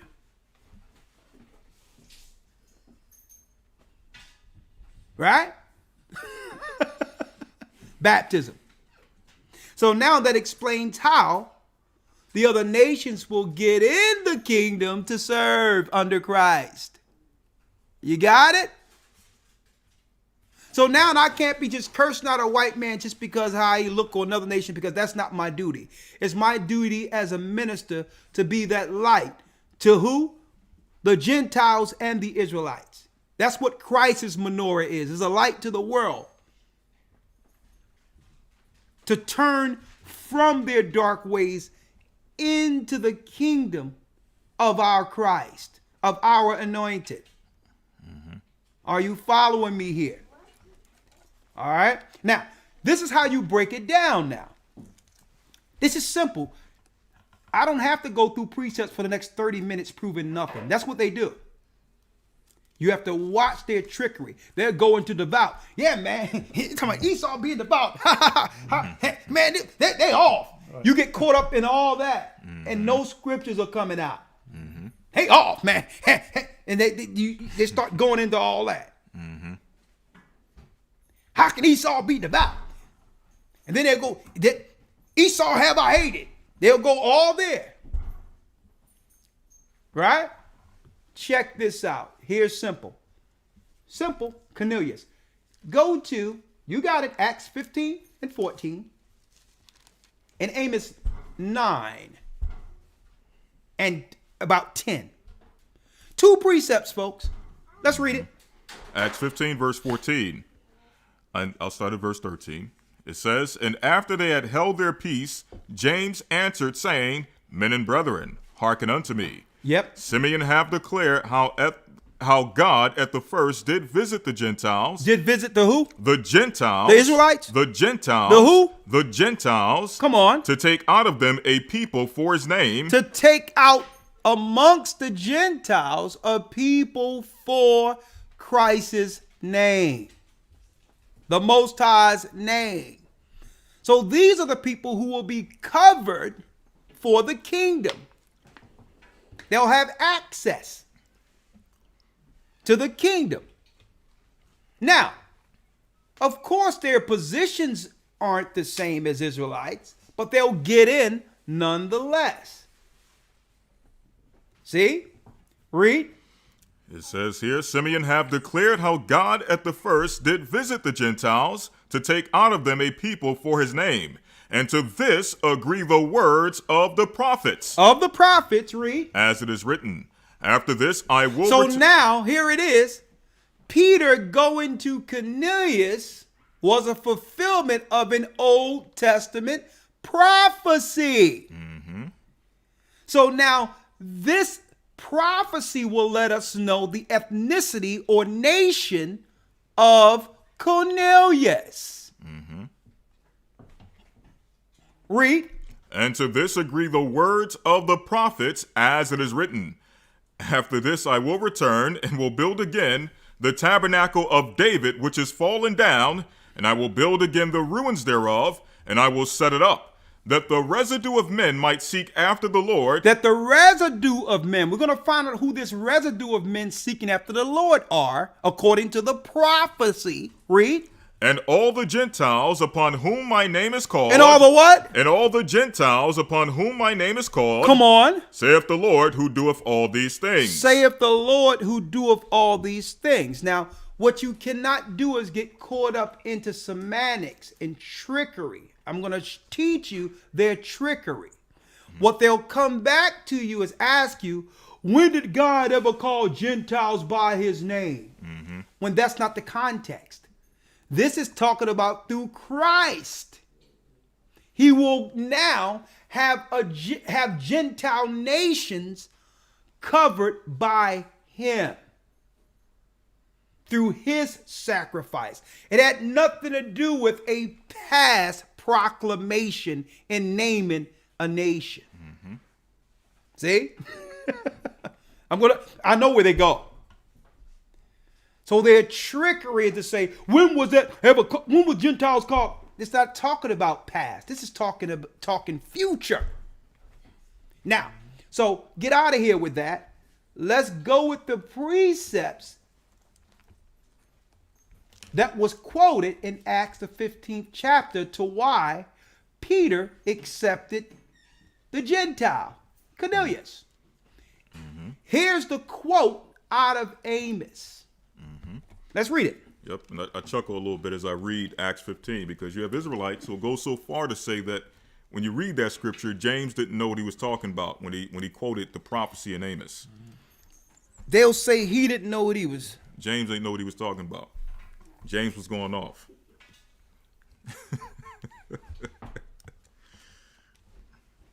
They'll just switch the whole narrative based on the fact that here's an argument. One moment. Okay, it's back. Okay, good. All right. Okay, it's back. It's fine. Now, let's get the prophecy now. Read it. The book of Amos chapter 9, verse number 11. Read. In that day will I raise up the tabernacle of David that is fallen, and close up the breaches thereof. And close up the breaches thereof. And I will raise up his ruins, and will build it as in the days of old. As in the days of old. That they may possess the remnant of Edom. That Israelites can possess who? The remnant of Edom. The remnant of who? The remnant of Edom. Now, this was the quote being read in Acts 15 concerning the interaction between Peter and Cornelius. The remnant of what? The remnant of Edom. The remnant of Edom. And of all the heathen which are called by my name. Hold up. I'm getting some buffer in there. One moment.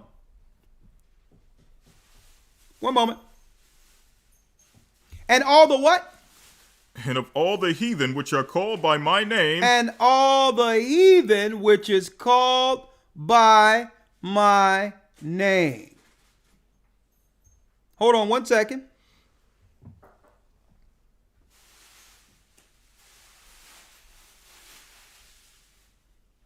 One moment.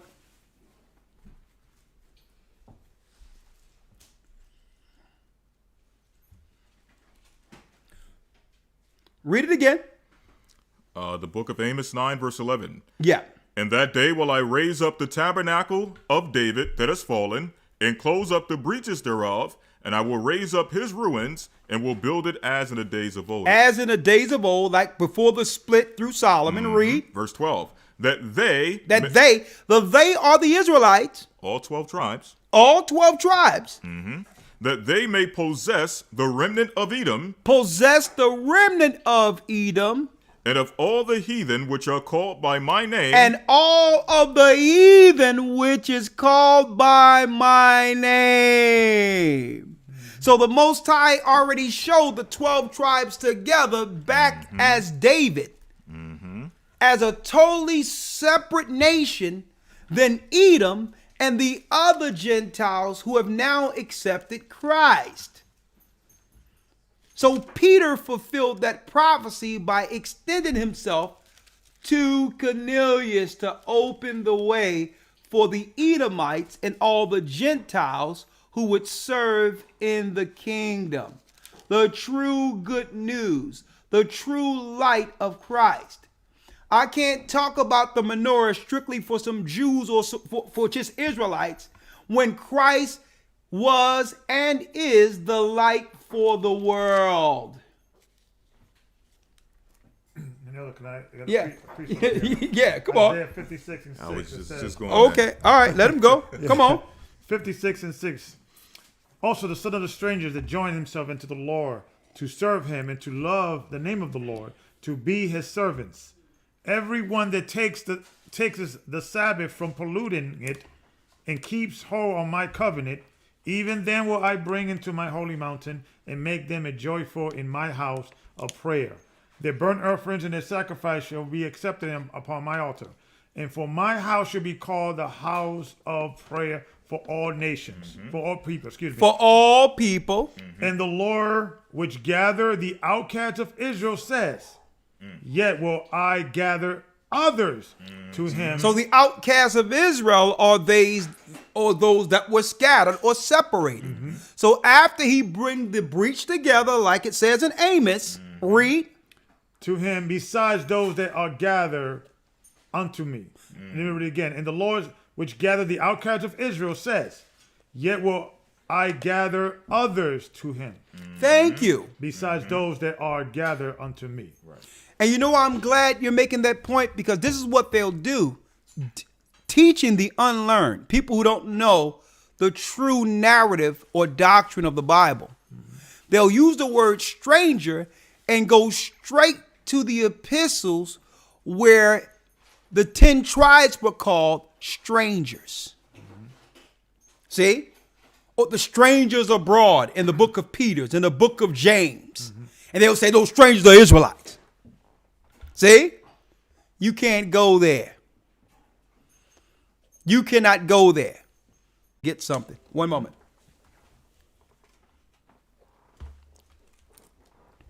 It's coming back. Don't worry about it.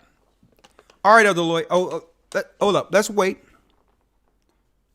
It says the reconnection was, for some reason, it's connecting and disconnecting. One moment.